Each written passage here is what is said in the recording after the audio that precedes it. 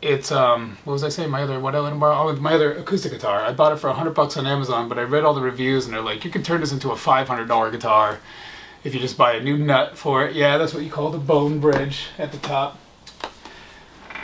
I'll show them on the. I could actually plug my guitar in and play. We could. That would be smart, wouldn't it? Yesterday. Like not loudly, but just play. Yesterday when I was at that dude's apartment, he pulled out his guitar, which it was supposed to be a 5-string, but one of the strings was broken. And he's complaining that the action on it was just way too tall. He should use the truss rod then. That's what it's for. For mine, you have to take off this back panel, and then in here you put an Allen key and either tighten or loosen it, and it makes this either bend up or bend back. Well, let me just say, I think it was like a $15 guitar he got off Wish, so I don't think it even comes with that. Yeah, I doubt it. Yeah, it was this little shitty thing. So anyway, I replaced the nut up here and down here. On acoustics there, sometimes there's one here too.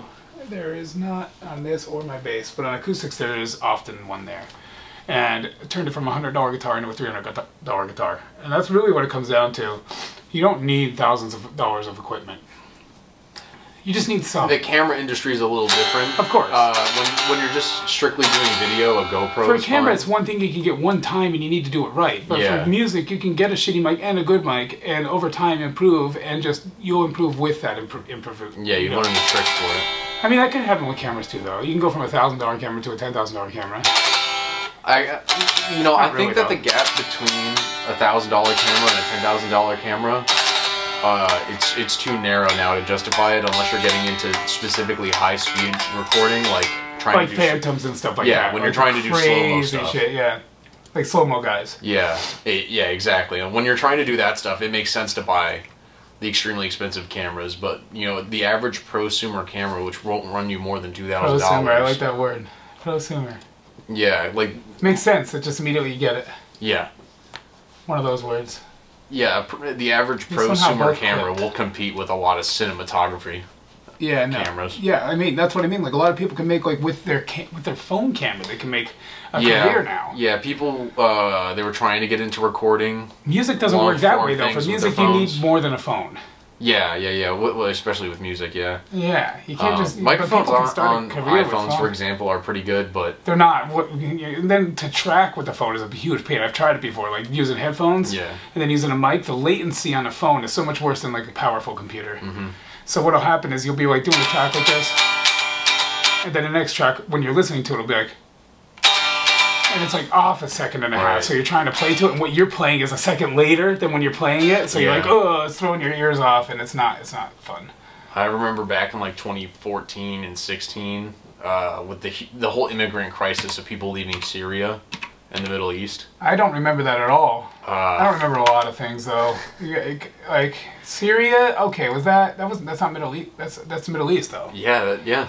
That's not what I'm thinking of. I'm thinking of like the middle America. No, I'm talking about like the Middle East and the old world. Yeah. I was watching... If I pause this recording to add a track for guitar, will you be able to sync it later? With a clap or something? Yeah. We could clap just to make it visual. Scream. Ah! No, you want to see it though, like, ah. Yeah, you know? Look, you can see my scream. Yeah. Oh, I just made us both clip with that clap. Doesn't matter. I don't like the clips. I've grown to hate the clips. Why? They say that you should never have your channel up. I've heard this from some music texts. This is how, dude, I had to teach myself all this to make that album. Yeah. While it's not perfect, I think the mixing and mastering could be better because some people study mastering for 10 years before they're satisfied with their result. I studied it for 3 months and just made it happen. Mm-hmm. I studied it like an insane man, like 50 hours a day, like 50 hours a week. But thank God things like the internet exist to give you the access to that much knowledge. Exactly. Yeah. That's what I did. I was like, I had a goal and I wanted to make it happen. But what they said on those things is that you should never, ever even think that it's going to turn red.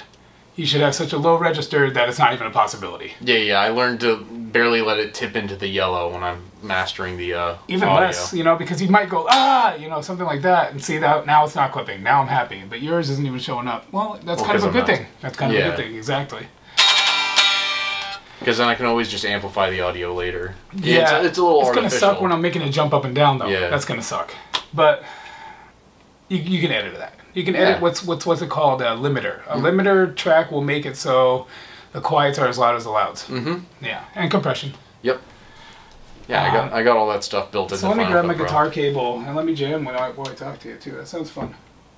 I can even show you my drum skills. You wouldn't believe that.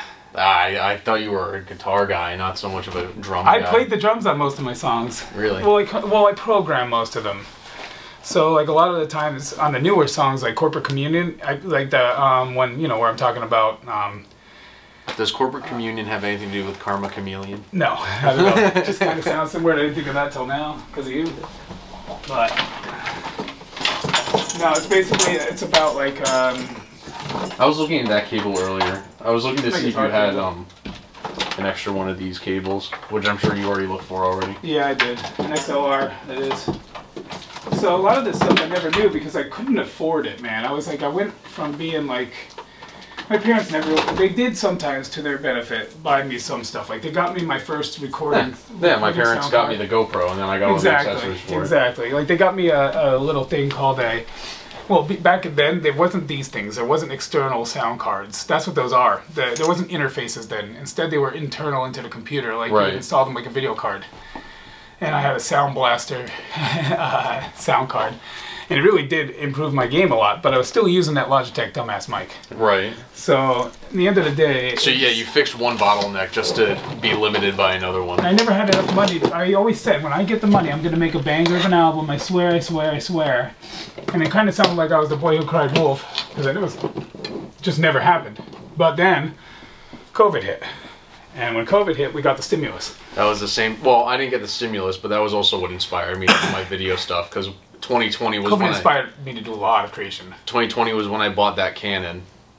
And I took the 2020, right? That's when it started? Yeah. Yeah, and now we're in 2022. Yeah, and it's still going on. Yeah, it's 2022, and there are people who drive around in their cars with masks on. I saw someone in the show, in the pit last night with a mask on, and like, I'm cool with whatever opinion you have on it, and like, I think the shit's real, and I think, if anything, our government would be crazy enough to like actually hurt us. It's real, I had it. Yeah, but when I had it, I didn't have any symptoms. Yeah. Maybe it's not as bad as they're... Well, because I'm a definitely young not man, as bad as they want you to think. I'm a young man, so I thought it was just fine. They're not that they overplay it, but they definitely they paid money. Like there's this subreddit I follow called Lockdown Critical Left. Yeah. Where they're like left people, like even extreme left like me, like anarchist almost, that like they'll say like they'll point out these reports, financial reports where like media companies spent $80 million, don't quote me on that, but like many millions of dollars on like awareness. Well, one of the things... How are you not aware? One of the things I did during the pandemic is I would Google like a random number died of COVID, and you could find an article of any number you looked up. 69,000. Yeah, 69,042. It'd be like that, and that's what you call like quantum journalism, where it just fixes itself to what you want to see. Yeah, they're preemptively writing the articles about that are fucking everything. Yep. I've heard of those. So then that's it's kind of like a broken clock theory. It'll be right twice a day. Yeah. And even Bill Gates, he's saying it's just like a flu I don't like Bill Gates because there was something I saw he did that a Redditor asked him, hey, what's up with this thing we found here that says ID 2020? What's that about? And he was like, he just ignored the question. And it was like this site he made to microchip people. Yeah. And it was legit as fuck. And it was supposed to be in 2020. And it was like very like serious looking. And it's like by the Bill and Melinda Gates Foundation. It was a government site. It was ID2020.gov or .org or something. They were funding castration projects throughout I wouldn't put India. It past the guy, is what I'm getting at. Oh, God, no. That was an accident. Throughout India and Burma, they were funding castration projects. My gosh. What was that? Sounds like a feedback loop. Yeah, it does, doesn't it? Oh, something about changing the polarity does that. Interesting. Am I turned up? Why am I turned up? I've gotten this shit working before, but how did I do it? No one remembers. Yeah, it was something you got set up once and then you forgot how you did it. It made sense at the time and then you just never remembered it. Exactly that. Exactly fucking that. No, I don't want to add anything like that. I was watching a video earlier of a guy in Grand Central approaching these people who are protesting, advocating for revolution. And the first guy he walks up to, he's wearing a mask and he's got some picket sign with him. And when the guy realizes the guy, like, he has a camera pointed at him, he says, no, my mom has cancer. I don't want you to get sick. Please stand 6 feet away from me. Wow. And this is happening like 3 months ago. Yeah. So it's like, you know, if you were so worried about getting other people sick, why are you out in public? Yeah, why are you shoving a camera in people's faces? Well, no, because the guy found where protesters were, so he went up to go talk to the protesters. And then when the protesters realized they were being recorded, he's like, I can't believe you did that. Yeah, I can't believe. Oh, defend. the people. Yeah, why are they fucking out there? Yeah. If you're protesting and you're worried that you're going to get your grandma sick, why are you protesting? Yeah, go home. How the hell is this? Why can't I get it? I've done it before. I just don't remember what it was. Maybe I have to open sound settings.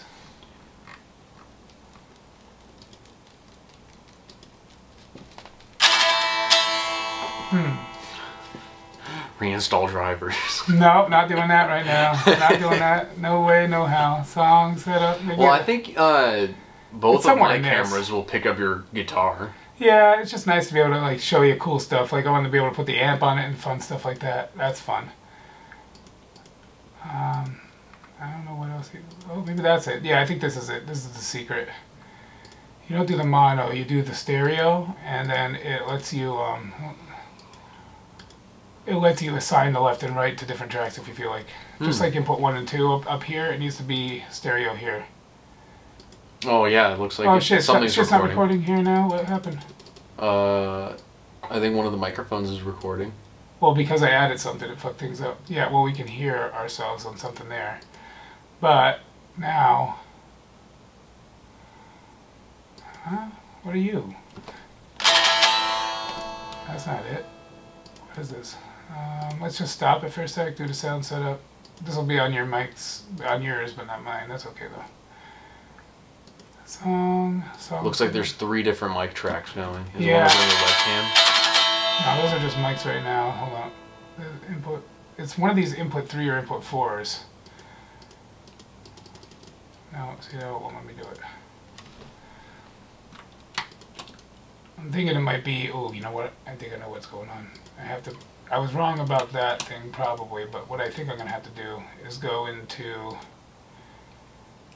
Well, we'll see if this does it because now it's actually stopped. No, see that should be going in here, but I believe it's probably something in the Focusrite Studio shit. Mixing routing, yeah, this needs to be also on here. Custom mix.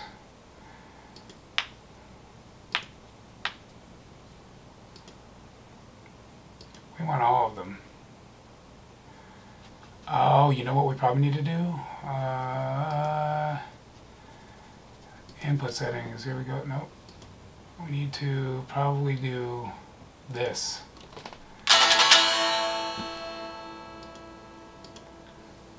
Loop back, and it needs to be all of the channels. There we go. Plus, and then 3, 4. Oh, and there's where it's going to be in here somewhere. You bitch, play. So let's, if it doesn't work this way, I'll just end up putting myself into the other port, and then we could just talk into this mic and your camera mics, and you can put that mic down, you know, just so we can get it done with. Yeah.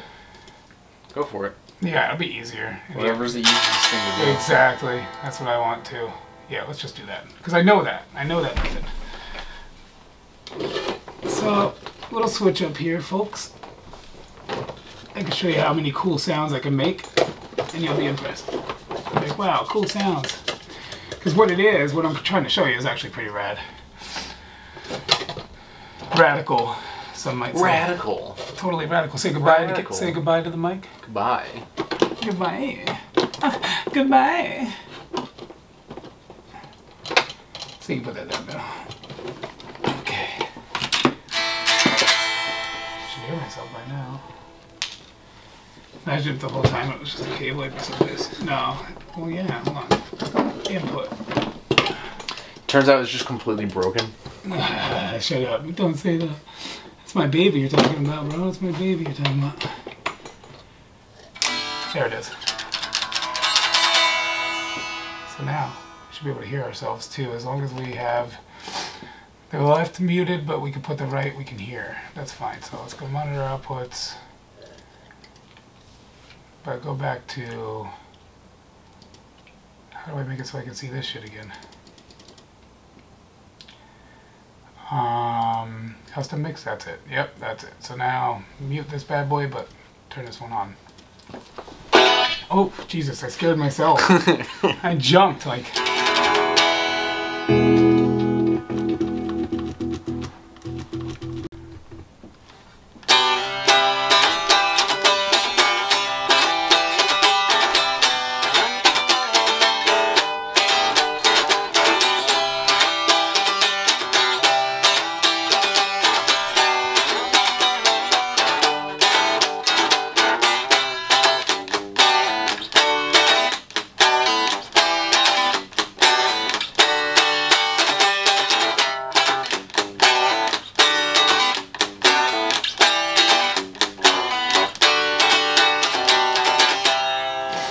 Probably my favorite riff on the whole album, and it might have sounded cool like that, but now, oh, I wasn't recording, like I'm a dumbass, Jesus Christ. So it was on your cameras obviously, but yeah. Here we go. Now we're recording. I'll remove this track. Balls and penises, balls and penises, balls and penises, they're the cleanest penises.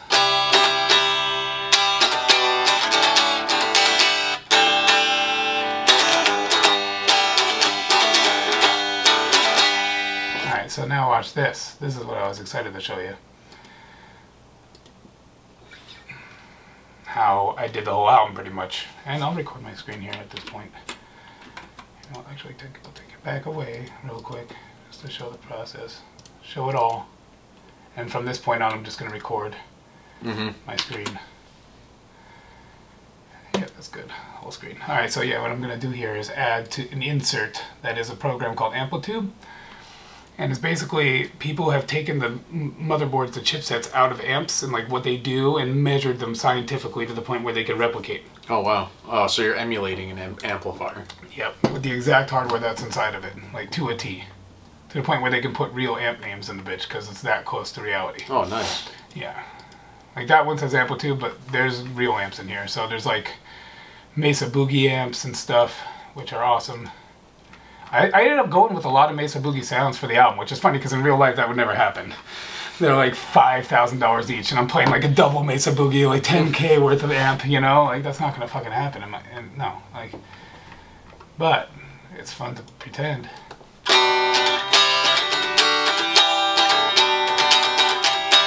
what I gotta do now is shut it off on the app here so we don't hear it through here, but then put it on here.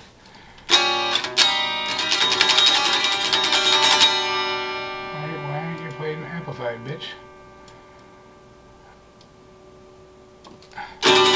Probably a clean amp. Yep, sure is.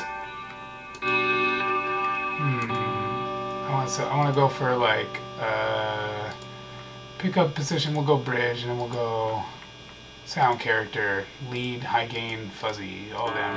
Yeah, see, now we got loudness. I'm gonna turn it down. Wait, is it not going on the right channel? Why is it not recording here? Don't be a bitch, sir.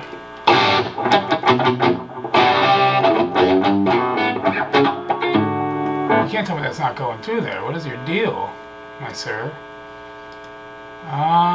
Like, what's the problem here? Oh, maybe it's the setting I have on it? Probably. I have to turn that off. Instrument. Yep, that was it. Let me pick something else though.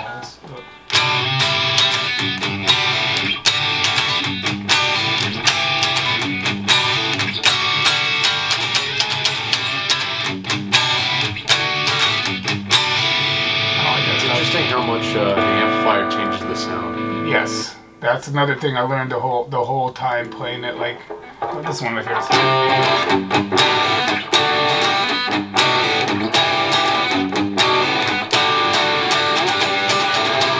There's never a time where the amplifier doesn't matter more than when you're playing palm mute riffs. This is the palm mute. You won't hear that without this, you know what I mean? Mm-hmm. You know, you're hearing it through my headphones more than anything. Yeah. Watch, I turn them off. Yeah, I see it now. Yeah. It's there, but it's barely there. You know what I mean? So, let's see. There's like, there it is, dual rectifiers. I use this for a lot of the album. So, like, I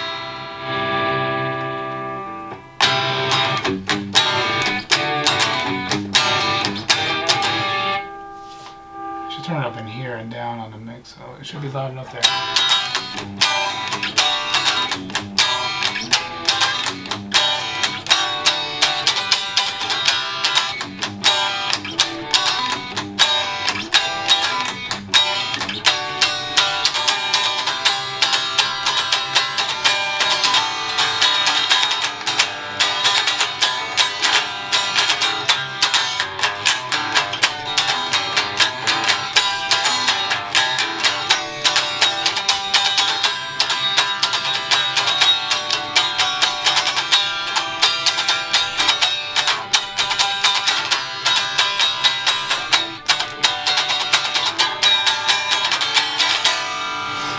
Yeah, that song, Hypothetical Summer, first of all, I made more inventive riffs for this album than I ever did in my career either.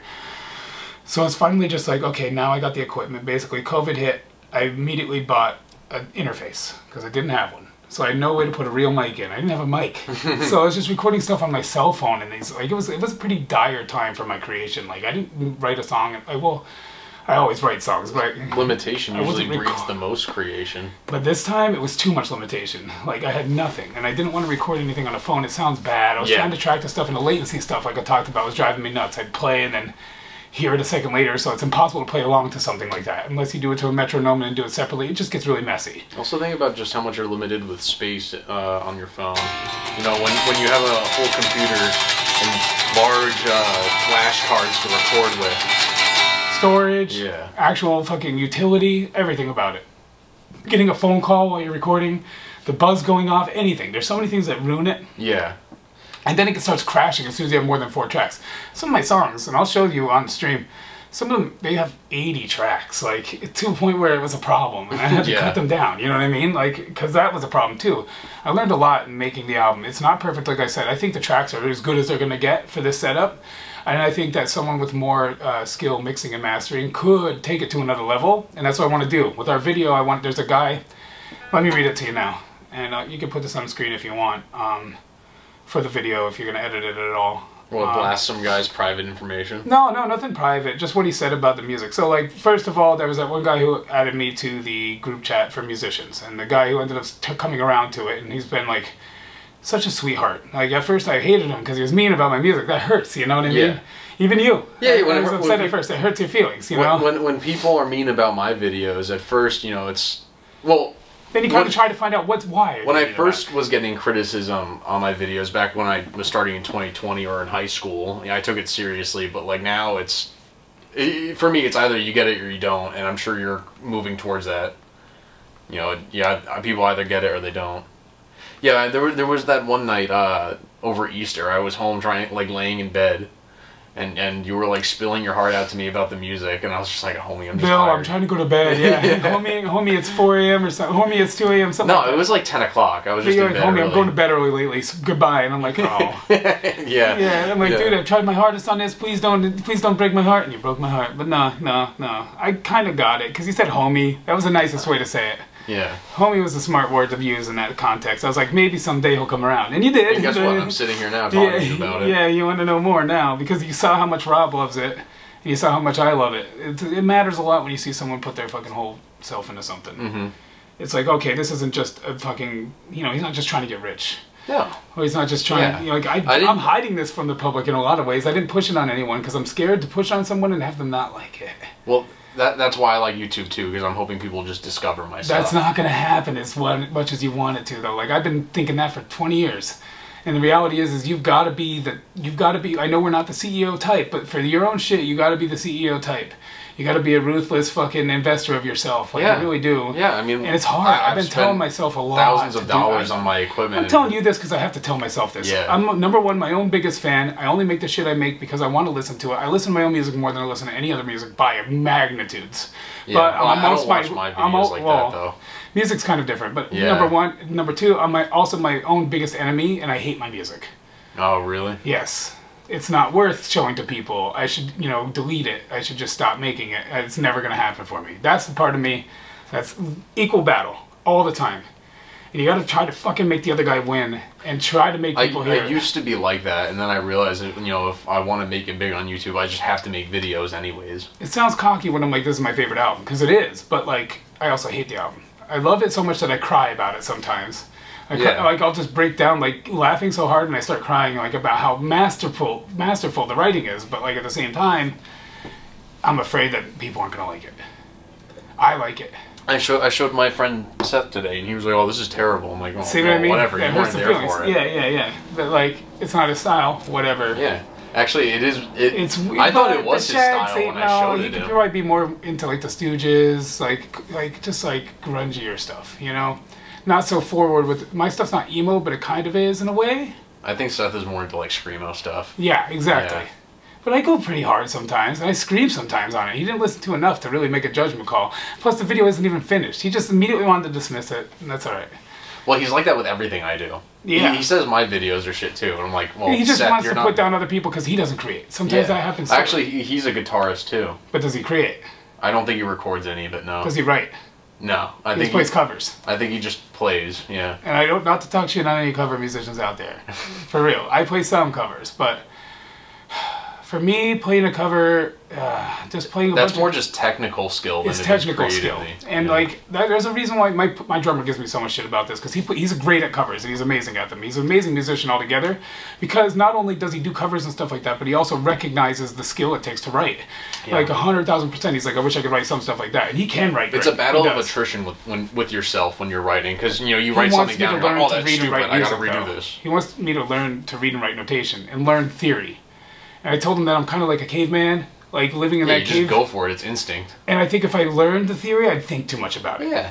Like, yeah, I end up using a lot of the same chords, but I also make chords that people don't even know what the fuck they are. I started to go down the rabbit hole of looking up technique and theory behind video. It's a killer, too. It takes such a time drain. He'll be like, this is an FM major 7, like, third removed, and I'm like, dude, I'm not doing math today. Yeah, like, I was spending more time learning than I was actually doing. Exactly, and that's what I've always done, is I've done first. Yeah. And then I tried doing some learning to make this album. So, like, I see it as you're supposed to learn from yourself. Yeah, I taught myself to write dude, my brain says, make this melody, and I go, oh, God, I can't play that. And then eventually I can play that. Yeah. Like, I mean, for instance, the first song of the album, usually drop C. Drop C is a tuning where this is E.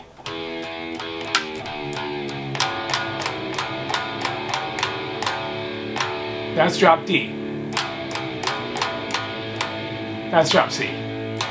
Something like that. Maybe around that low, maybe note up, let me think. I don't know my notation, so it's a little tough, but like, it's actually, no, it's even lower, because if it matches with D, no. That's D, so then you have to make this D. Yeah, about here. That's drop C, so this is so much lower than what it's supposed to be. Metal bands will use this to play crazy, and everything else is down 2 notes too, so it'll be more like, you're gonna understand it all now. It acts more like drop D, and the point of drop D is to be able to play power chords, which are usually like this. Right. But with this. See, instead of doing this, you're just doing a simple, so like,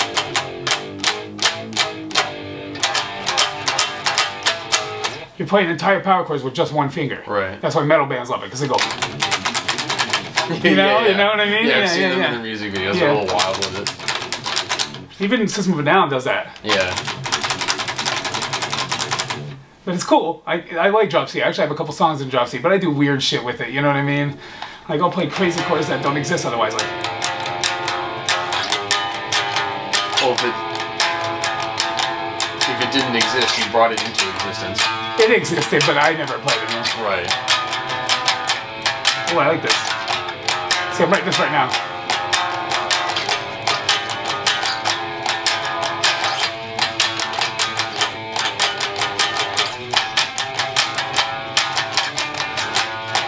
Notice how sometimes I get the wrong note? That's because I don't know until I hear it. Is it wrong though? There was one that I quickly jumped off of. Like, I'll do it one more time.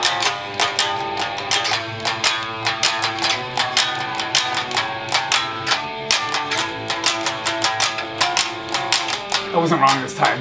Yeah, I don't know if I have the ability to tell if it's wrong. I do it. So you would think that's wrong, but it fits in the context. And my brain knows it because I've written so many songs, you know? Yeah. That note, I'll show you again. That's an off note that fits because it gets resolved. Right. I know enough about the theory to know that.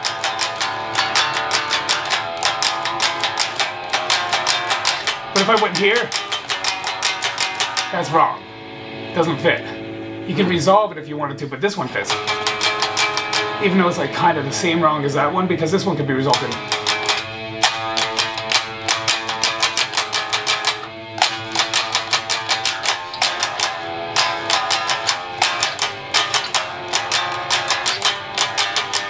It also depends on when you go to it, too. You can't go to it anywhere in the riff, but if you go to it at the right times when it's about to resolve or there's a payoff for it, it just works. My brain can tell that's wrong or that's right. You know what I mean? That can work, that can't work. It just can tell. And when I hit a note that's wrong, I'll immediately quickly go to the right one because I know enough to know where the right one will be close. You know what I mean? I'll know it's either 1 fret away or 2 frets away at most. But if I'm on the wrong one, my ear just immediately picks it up. I think I have like untrained perfect pitch, so it's not perfect pitch, but I have the ability, at least somewhat, to have. You have an ear for it. Yeah. You have an ear. Yeah. You have an untrained ear for it. Yeah. So my experience with learning instruments and trying to dissect what would be a wrong note is I'm used to, not used to. I tried learning piano a long time ago. And I've noticed that, you know, what a wrong... See right there, I did it. What a wrong press of the keys would be is if you press 2 keys that are next to each other. Keys that are spaced out, even just an additional key, have more of a melodic... Better chances of having one at least. You can start with 2 next to each other if it's at the end and the beginning of the scale or something like that. You can do like chopsticks like that. But there's not often where 2 keys next to each other sounds good. Right. Yeah, not often at all. Why? I don't know. Get it. Because I've tried to figure it out. You can make a lead melody. Yeah. But you can't go ding. No, you can't. They're too close. I've tried to work through it, but I couldn't get it. No, it's kind of like... No. Well, I think a guitar and a piano are just 2 different beasts. Well, it's kind of like the same thing, though, if you find the 2 notes that are wrong together. It'll still be wrong. You know what I mean? Like, yeah, they'll still. Oh, okay, yeah. I think I get with it. I think I'm getting it now. Yeah, it doesn't sound right, you know what I mean? It hurts your head. But you can make that resolve, though, still, you know? See what I mean? Yeah. Now it works. That note sounded so bad to us a second ago. Yeah. Until I resolved it. That's one thing I do get. So I'm going to go back up to E in my tuning. Usually.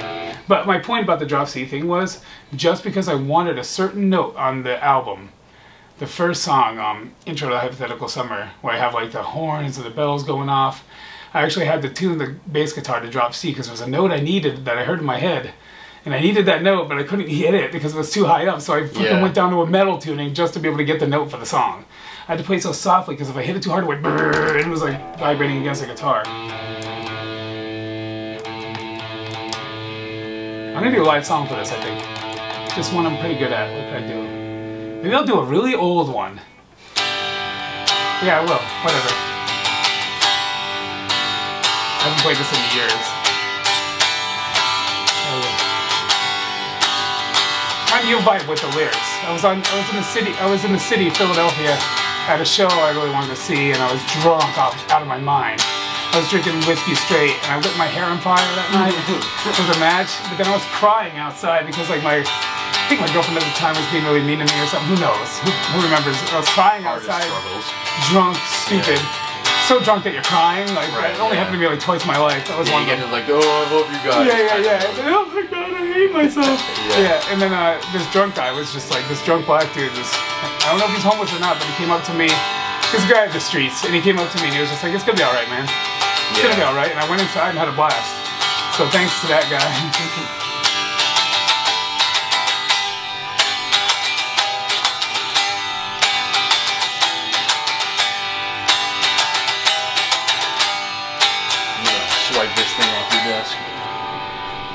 My friend was telling me people who just love to hate.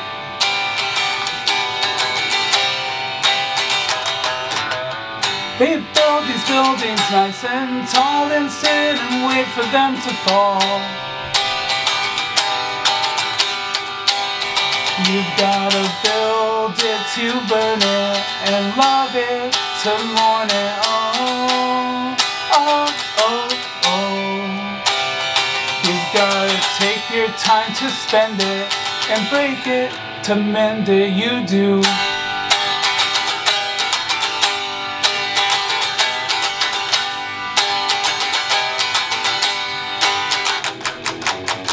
The man on the street told me everything would be just fine.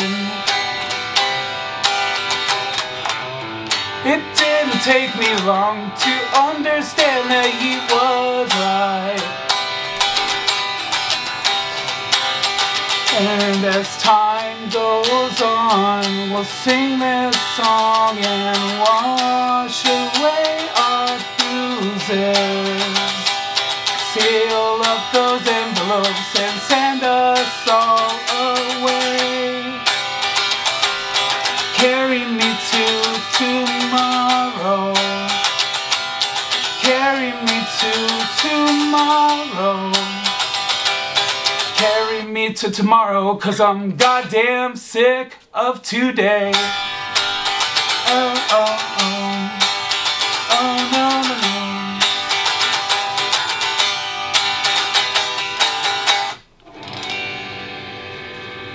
Old one.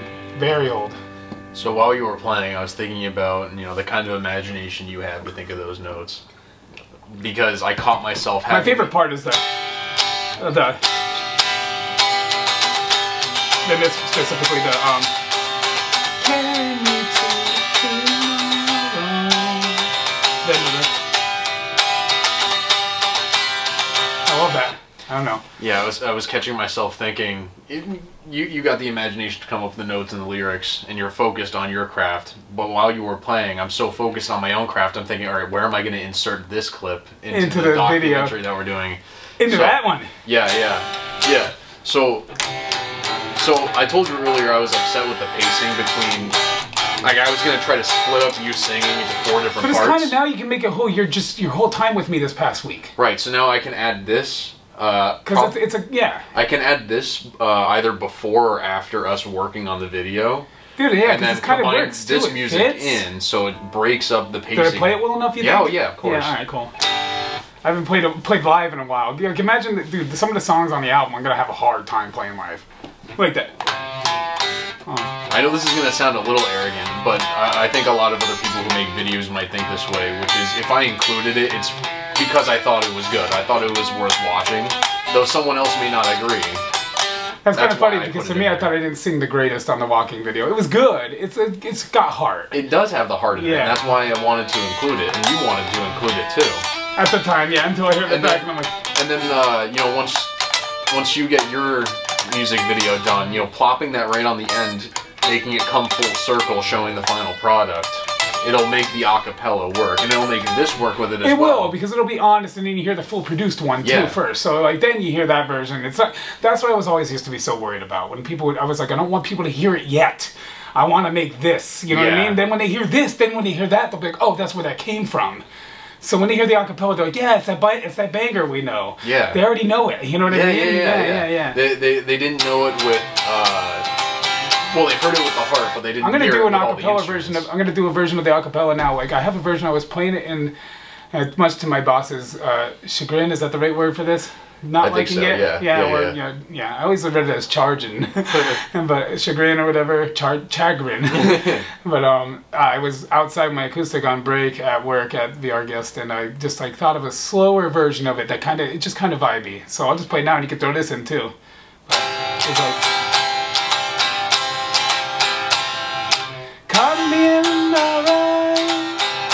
Just the other day I said I was alive and still had shit to say, but really I had died. What can I say? I fell victim to the passing of weak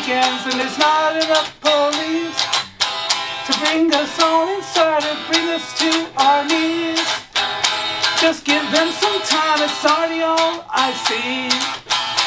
Just humans trying to be better than other humans, but that's not for you or for me, my brother. We will fight for truth like we fight for each other too. This hand we've been dealt, slap in the face, another hit with the belt. When all is done, I guess it's just a simple life for me.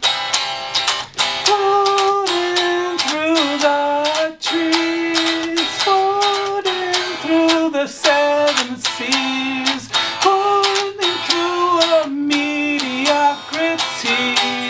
And oh, we're digging through the mud to find something to eat while they fly up above. In their leather seas, there's nothing we can do. At least that is what our masters have always taught us.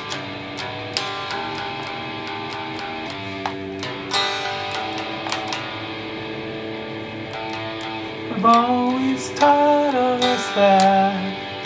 Yeah, they've always taught us to keep our mouth shut. They've always taught us give in and give up.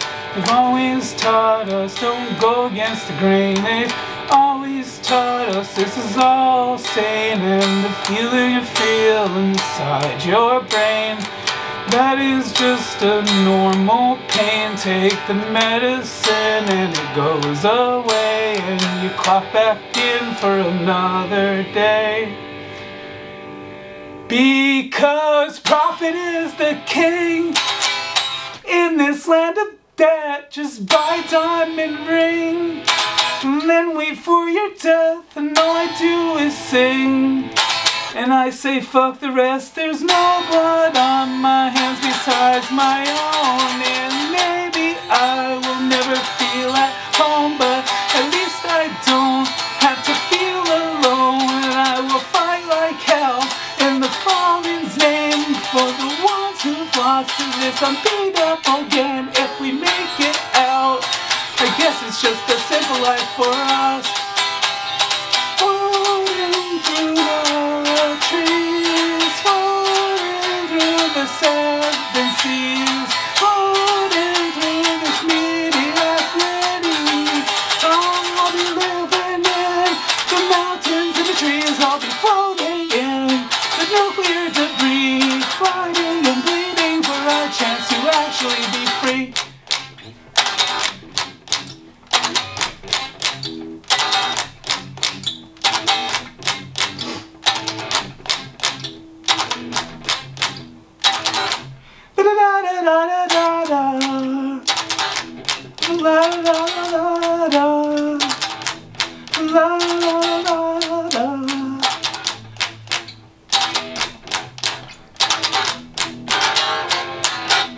Shit.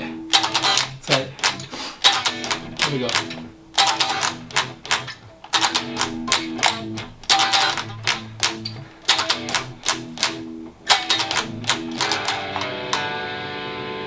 How's it go? We will never be free. At least not you and me. No.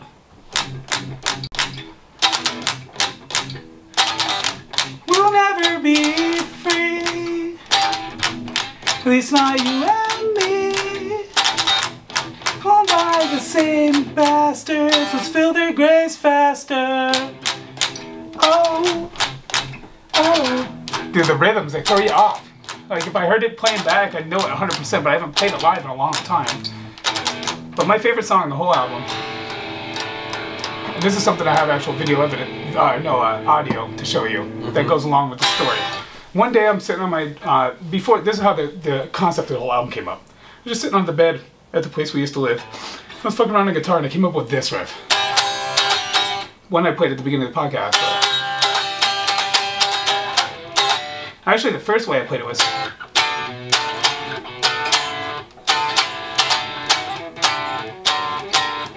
See how I figure it out over time? Yeah.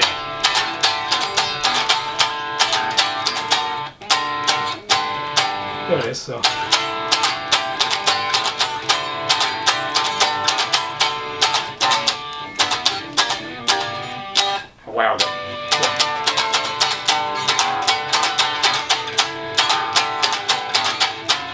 it's hard still.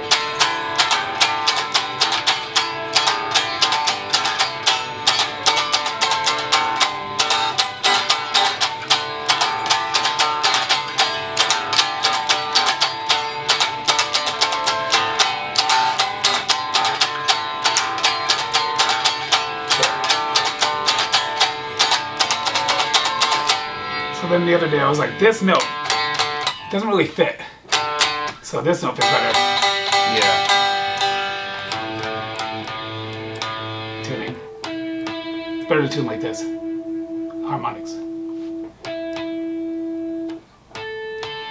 You really tell when they don't match. Mm-hmm.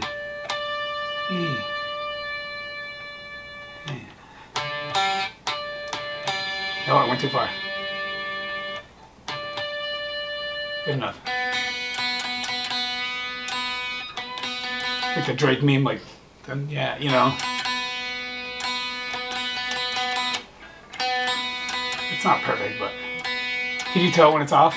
No, because I'm not that technically skilled with Yeah. listening That's what I'm to wondering. guitar. That's what I'm wondering, you know. Like, I know it's not your thing. Well, no, it's not my thing in the sense that I don't like it. It's not my thing as in I. You're not even I a don't- guitar guy, I don't really, in general. understand it. I So, don't. yeah. I don't understand it to the same proficiency that you do. Yeah, because I haven't exactly. spent as much time doing it. Of course. Just like you might not be a camera guy like I am. I'm not, yeah. Not at all. I think you're very good. Especially considering your experience on the...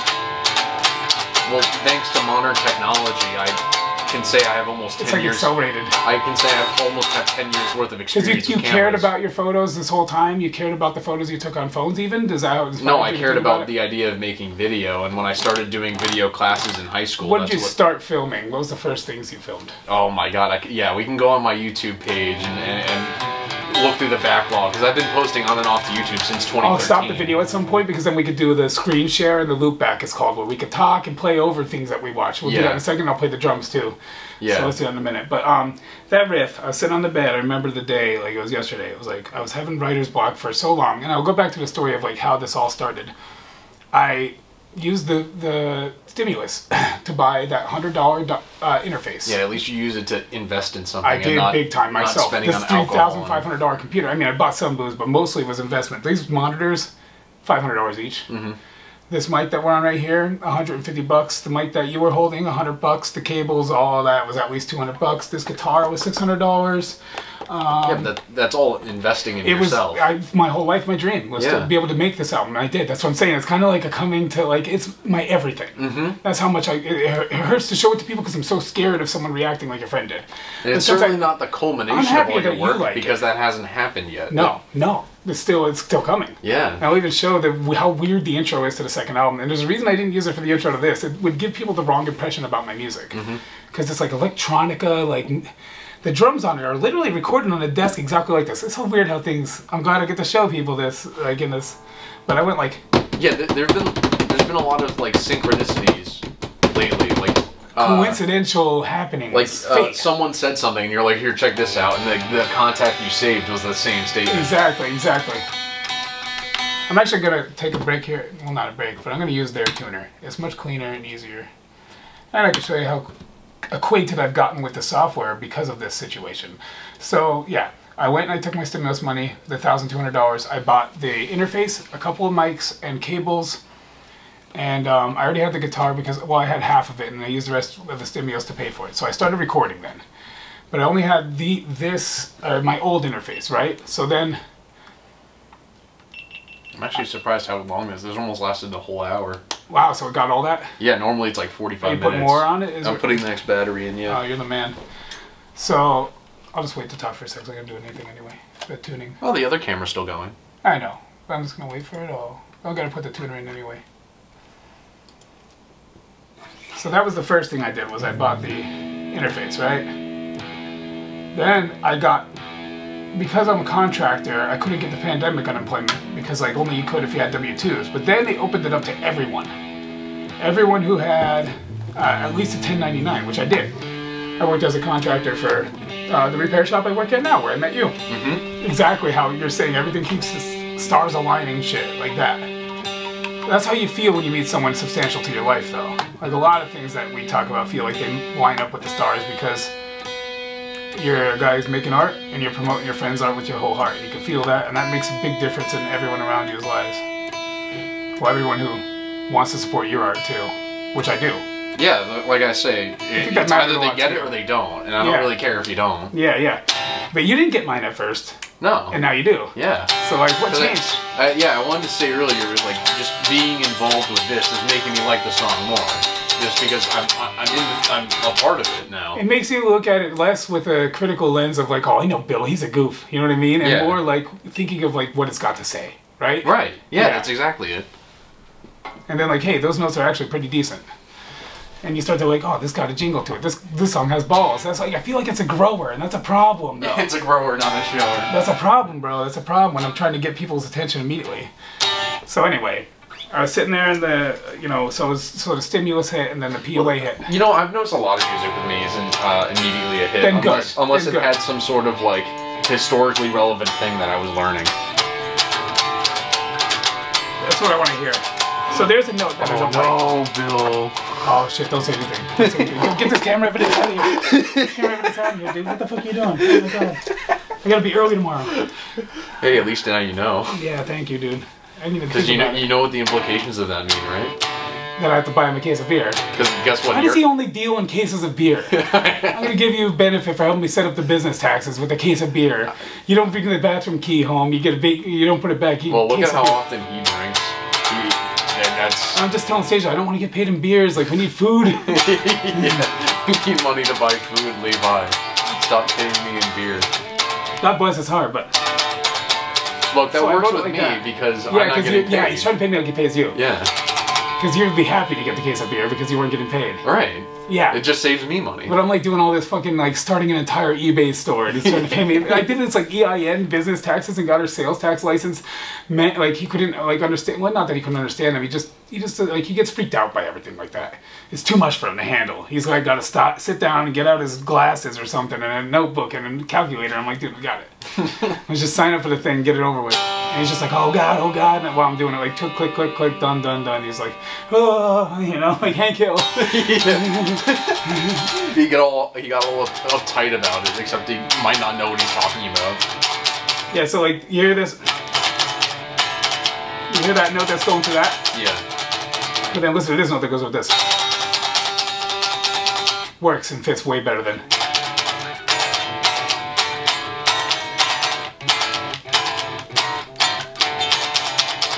There it is.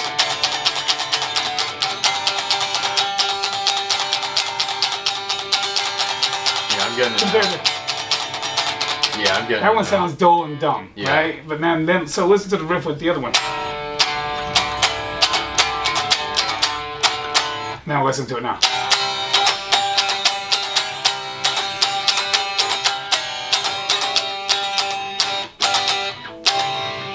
Now I have to learn it again because I was pointed the wrong way. Yeah. So I was,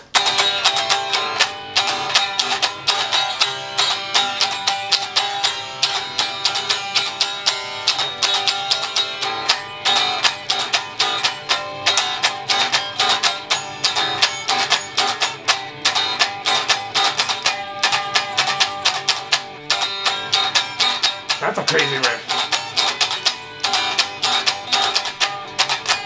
You know why? Because I'm only changing that one tiny note up top while I'm playing these loud as fuck strings down here. So I was like...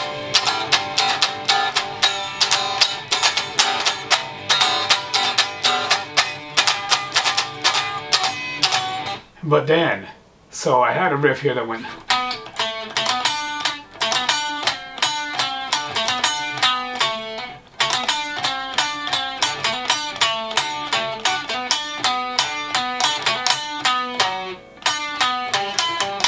That was the riff I had there, so it's like...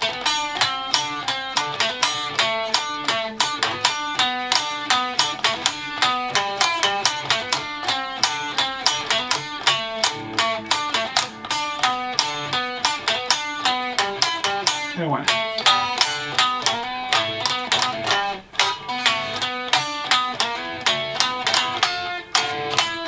Then I repeated it again, right? The day before I put the album out, it was July 3rd.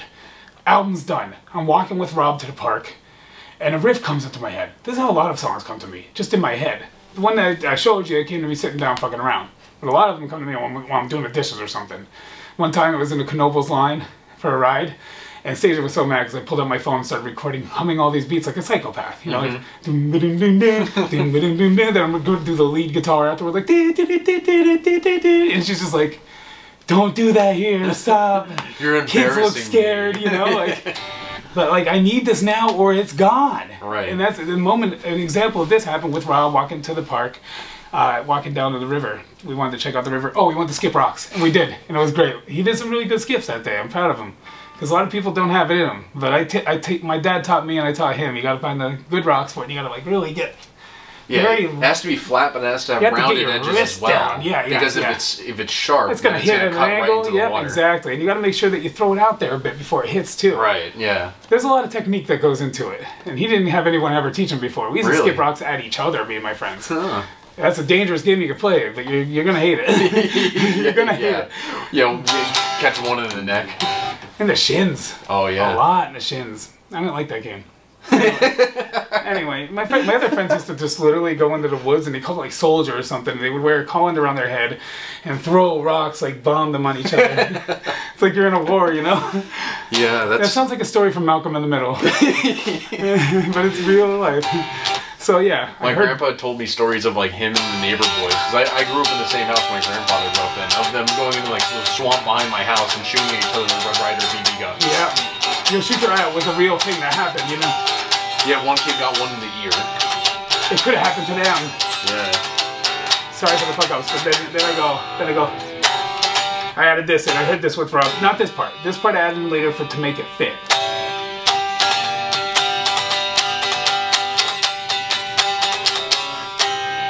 So you have to figure it out again. There it is. So it's this chord. So I made this to fit into it from the other thing that.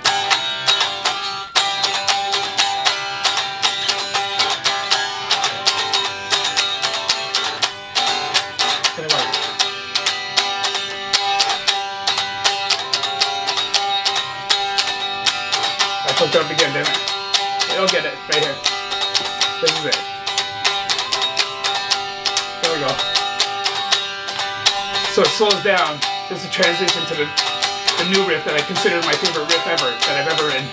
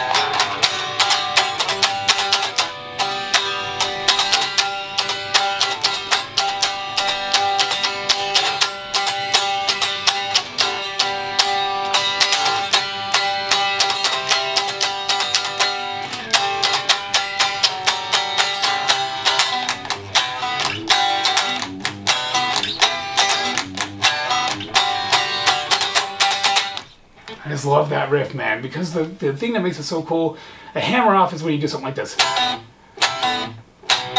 The notes happening over after I hit, it's because I'm pulling off the string so hard that they play themselves. That's a hammer off. Yeah. A hammer on is.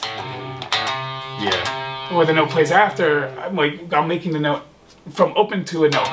Open means no notes on it, right? Open to a note is a hammer on. Note to an open without picking again is a hammer off.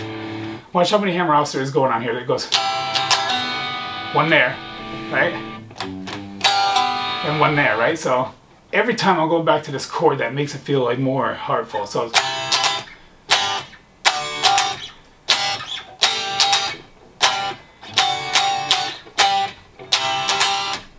that's what it's doing, but now I add the hammer offs.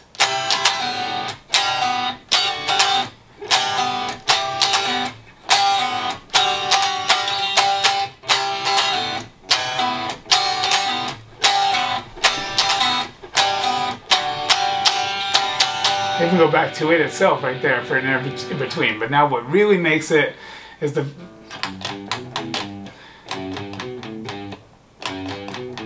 which sounds like bullshit by itself. What kind of song would this be? I jizz and piss my pants every Sunday. You know, it's like stupid. Like jizzing and pissing in your pants every Sunday. Mondays are the day. But then... It's like one of those like 90s like corporate punk songs. But notice, there's a big thing that you might not have noticed. The first time I do it, I do the hammer offs, right? I go...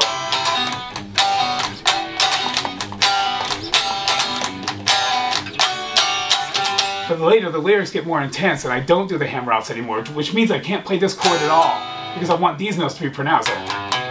So I go...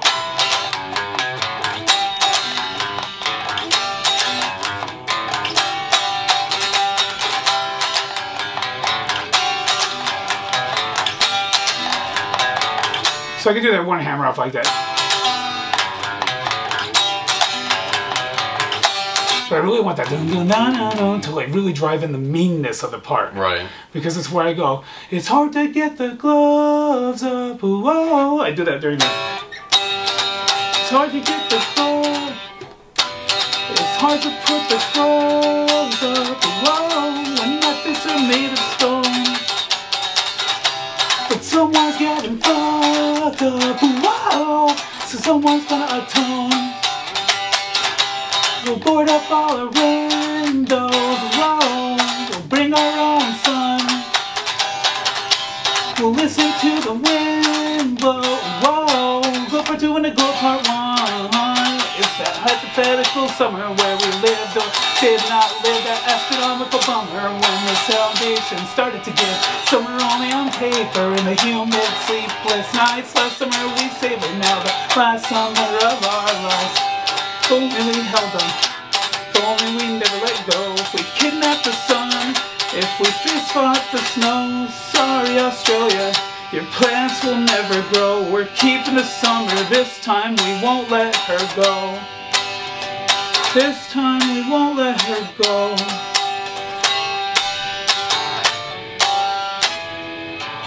So, you were inspired a lot. It's really hard to play and sing it, by the way, at the same time. Really hard. That's why it sounded like off time. I haven't trained it. Because you're exerting yourself playing and you're... Not even that, it's the timing of it all. Right. Like doing this. Yeah. It's very much that. Like some songs, like even like Foo Fighters, they have that one by one, they've been waiting for something. I can't do it. You have to make the in-between note, you have to like just hit something. Because it's like dun dun ch, dun dun dun ch, dun dun dun. So you have to hit the ch, or else my brain can't do it, you know? See how there's a hit for every beat right there? But if you go one by one, been waiting for something. I can't do it, but one by one, been waiting for something. Nothing ever comes, nothing bigger, nothing done. I could do it if I do the hit. Right. But he obviously had to learn that. He said it was hard. So, and he's a pro. Part of the subject matter of Hypothetical Summer is the COVID pandemic. That we didn't get to live a summer, yep. So, you have it through the lens of an adult in the working world, though. My lens is as a student, so I think it was like March... It doesn't matter who you were, you thought the world was ending. Let's say March 19th or whatever it was, when King's College ended the semester and told us to go home. I was sitting in my... That's crazy, though. That's crazy, then. So, did you have to make that up? Me and... well, actually, the college ended up just making the semester... You could choose pass or fail in all your classes, which is the college... Why would you choose fail? Right, so the college is saying, like, we failed to teach you anything. Who would choose fail? Exactly. Some super honest kid who knows he also really, sucks? It's if you had a D, you just make it a pass, and then it doesn't affect your GPA. But who the fuck would choose fail? Did anybody? No. Well, if you failed the class, then you're forced to choose fail. Oh. So it's either forced. So it's either you accept your letter grade or you take a pass or fail. So let's just say I had the best GPA of my life that year because I had I think I had one A and one B plus that I gotta get more water, but keep talking. I'll hear you. So my roommate and I were laying in the room in our dorm, and you know, I said to him, you know, we might as well be transported into an alternate universe. Because everybody's wearing masks. None of it made any sense. Man. Yeah. I was creeped the fuck out. I was like, this is like the last day of like the real world right now. Yeah. Me and Stasia had the vibe that we would never get to go shopping at the grocery store again. We went and everybody was just so fucking heightened afraid. Yeah. There was just this vibe in the air of like, we're all gonna fucking die. The thing is, like, I felt everyone else thought that and I didn't. Me too. Yeah. I felt like they were, not even that it wasn't dangerous or anything, I just felt like we were being fucking played with. Right. Yeah. Well, because there was nothing we could do to stop it. I was like, if they wanted to test how much we listen, they're doing a real good test of that. Yeah, this is what they were doing at the moment. They were testing how far we go. Are we actually going to stay inside? Are they actually going to listen and not do things? Yeah. And I know that it gets like, I don't want people to like associate this with my views like that. Like, for the record, I'm very left-wing. You know this. Yeah. To a goofy point. Yeah. I'm so left-wing you get your guns back, you know? I say gay. Because I am gay. No, because I make fun of myself more than anything. Self-deprecation. Yeah. I don't say, oh, gay people, you know, like, I don't ever say anything in, like, mean spite. No, it's just when you're trying to lyric, you're like, penises and balls. Yeah, I love them in my mouth. Yeah. I put them in and out. Oh, it's great. I'm so gay. This is the life for me, William Swartwood. But they were screwing with us, and you know what? It felt like that. It felt like they were 2022 testing to see if we fucking fell for it. Not even fell for it, but listened. 2022 came by, and it's like the second semester, the second month of the semester. They're still testing. And I was like, I'm not fucking wearing a mask. Yeah, anymore. so that was a test to see how long people are going to keep dealing with the, oh no, it's good, oh no, it's bad, oh no, it's good, oh no, it's bad. And like you were just like, nope, enough. Yep. So they were testing you too, I think. Everybody. The college was testing all of us, but then I was No, I mean the big uppers, the fucking 13 families or whatever. Well, I'm going to speak about the people I influence over in my life. Yes. I was testing the college back, and as far as I'm concerned, I defeated them. In my opinion, they made it as confusing as possible, the whole thing. And you did. What you did was like, I thought... It's like the grocery stores with oh no, he's a tool. Like, he's like a Trump tard. Because, like, I heard that. Because, like, you know, of course, Levi's like, yeah, he's fighting, you know, he's on Trump's side. You know, and like, he's fighting the mask. No, but, like, he implied it. Like, that's why he likes you. Because you're on his side with everything. You know, I hate Pelosi, too. But you hate Pelosi and, like, Chuck Schumer. And you're only like everybody in Republicans is cool. But, you know, I think they all suck. And Nancy Pelosi is a garbage human. I never said to Levi at any point Republicans are cool. I actually said to Levi... But he thinks you're anti-mask. That means you're automatically a conservative hardcore Republican. Because he's one of the polititards who looks at one issue and then assigns... Polititards is projects his beliefs on the rest of my beliefs. He's spoon-fed that shit, though. And it's like, you don't want to be spoon-fed, and neither do I. Right. I don't want to fall into either of their categories of dumbass. Like, I'm not doing it. I'm not going to fucking... I swear to God, they purposely put divisive topics like abortion on the lines on purpose. They blur lines. That's why, like, Democrat used to be more Republican, and Republican used to be more Democratic. That's on purpose, man. They're switching things. They're putting divisive issues dotted around the lines. Guns, abortion, everything that people should want. Guns, you know, because our police have them. Until they don't, in my opinion, we need to be able to defend ourselves. And I know a lot of people are going to say, oh, revolution will never happen. They have better tech. Well, what about 3% of people that won the American Revolution? 3% of like, people. City dwellers will argue that people shouldn't have free access to guns because what if you're living in an apartment building and someone has a negligent discharge and someone else gets hurt or property is destroyed? So everybody should get good training then. Everybody should be forced to mandatory good training on how to use so then we look at countries like Switzerland where that doesn't happen. They all get a gun at birth, pretty much. You know, they all have an AK by their 18th birthday. Because everyone joins the army and gets the training. And it's not like some like, oh my God, I'm going to join the army and be yelled at. No, it's like chill as fuck. And they join for like a month. Because they treat their humans like human beings. That's why in the Netherlands, like the max prison sentence is something ridiculous, like 20 years for like murdering everyone. And it's because they treat them like humans, man. They don't want to punish people and treat them like they're dog shit. They want to treat them like, hey, you made a mistake. They give them apartments that are like in the woods. I've seen, like, there's documentaries, I'm sure they're not all like this, but they get like an apartment, they had a drum kit, they had band practice. Not being able to leave and go wherever the fuck you want is punishment enough. Mm-hmm. It is. Yeah, so why deprive you of everything Imagine else? someone telling you had to stay here for the next 6 days, and it came up out of nowhere. They're basically putting them on house arrest, but it's monitored house arrest. It's worse, because it's not your house arrest. It's like this dumb house. House arrest somewhere else. You're not with your girlfriend. You're not with your friends that you love. You know, the judgment on you is already bad enough. Yeah, but... people will judge you for the rest of your life. It's more like house arrest because you're not in a cell. Yeah. Compared to our prison system, yes. But compared to freedom, it's shit. Right. You know? You're already in a confined space and not allowed to leave and come as you go as you please. You can't go to Wendy's at 1 a.m. for fun. Like, that sucks. I can't go to take a walk in the park because I fucking feel like it. You can't bike to my house and, you know, show up at my door like it's 1992. You son of a bitch. Him and his friend came to my house yesterday and I felt like I was a kid again. They came to the door and they knocked. And I was already in touch with them. I was like, I'll let you know when I'm around. I'm gotta go shopping. I just got back. I have all these groceries. And they fucking knocked, and I'm like, what are they doing?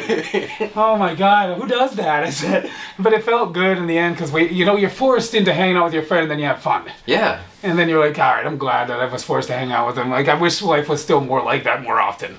And I was able to tell that Mike was willing to stay for way longer. But He was. I felt like, all right, we were here for like an hour I was like and 15 dying of minutes. dehydration and hunger, like, and I didn't have enough food to feed everybody, so I didn't want to like impolitely make a bunch of food. And Yeah, I felt it was time to leave. you were right. Yeah. But I didn't want you to leave at the same time. You could probably feel that too. I did. Like, I kind of wanted to keep going. I would have with Mike, because Mike was cool.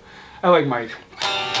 Good friend to bring. I could instantly tell that, like, he kind of, like, somehow he out-talks me. I don't know how that's possible. He can out-talk everybody. It's crazy. I'm an He's out-talker. also hilarious sometimes. He'll come up with he'll come up with great Michaelisms. I found it's better not to interrupt him, though, because if you do, he'll tell the story again. Right. Well, You know? I mean, I learned that about him. autistic, so. I know, but, like, if I just let him finish, it would be so much quicker. Yeah. But then he kind of harps on some things anyways. And, you know, I'm can't around win. him all the time, and he walks over me with conversation, but it's fine, because half the time It's good. relevant anyways. It's good. It makes me happy. Yeah. To be around someone lively. It's like, damn, like, I finally have someone that doesn't make me feel like I'm like, talking too much. Not the asshole, but, like, I feel like I annoy people, but then I'm like, he doesn't annoy me, so maybe I don't annoy people as much as I worry that I do. Exactly. You know? Well, and he was telling you the story about how his Asperger's prevents him from reading a room entirely. So he doesn't know. See, he doesn't know. He doesn't realize he's talking over people. Yeah. But the room doesn't care where he was, because we weren't mad at him for it. Right. So he doesn't need to read that room. Mm-hmm. And that's good. You guys started talking about abortion stuff, and me and Rob didn't agree, but it was perfect timing, because we went outside to smoke a joint, and when we came back, the conversation had changed. Yep. And it's just like, you know, we were talking about this today, me and Rob, or yesterday, that, like, the way you grow up, you can meet cool conservatives, or you can meet cool Republican or cool Democrat people when you're growing up, and you can meet asshole of the other side. If I met cool Republican people and people that were Democrat that were pieces of shit, I might be you. I could see that because you're not into the kind of Republican that the people we don't like are into. Mm-hmm. You're into the kind of Republican that I agree with, the part of Republican I agree with, like small government. Less big government. I was talking to the 60-year-old dude. More oversight. I was talking to Tony yesterday. We're and I was really the saying same. that I think I disagree with pretty much every form of government outside of just your tribe. And Me too. And I don't mean tribalism in the sense of idea versus idea. It's tribe as in like your group of 30 to 40 people that you interact Maybe 100. with. Okay, so scientists Kind have of a commune. Scientists have delved into like what are the maximum numbers of people you can understand, and that's why militaries are formed the way they are, because they're based on very Could it be natural sects? numbers. Could it be sects like So- CTS of a tribe? Of the people you can actually fully understand, it's about like 25 to 40 people, depending on the person. But of the people you can learn the name and know who they are, that can go up as many as 250 people. So you should have a bigger, so it should be many tribes that might be part of a large or big thing. Just get them together for parties, pretty much. Pretty much, yeah. That'd be great.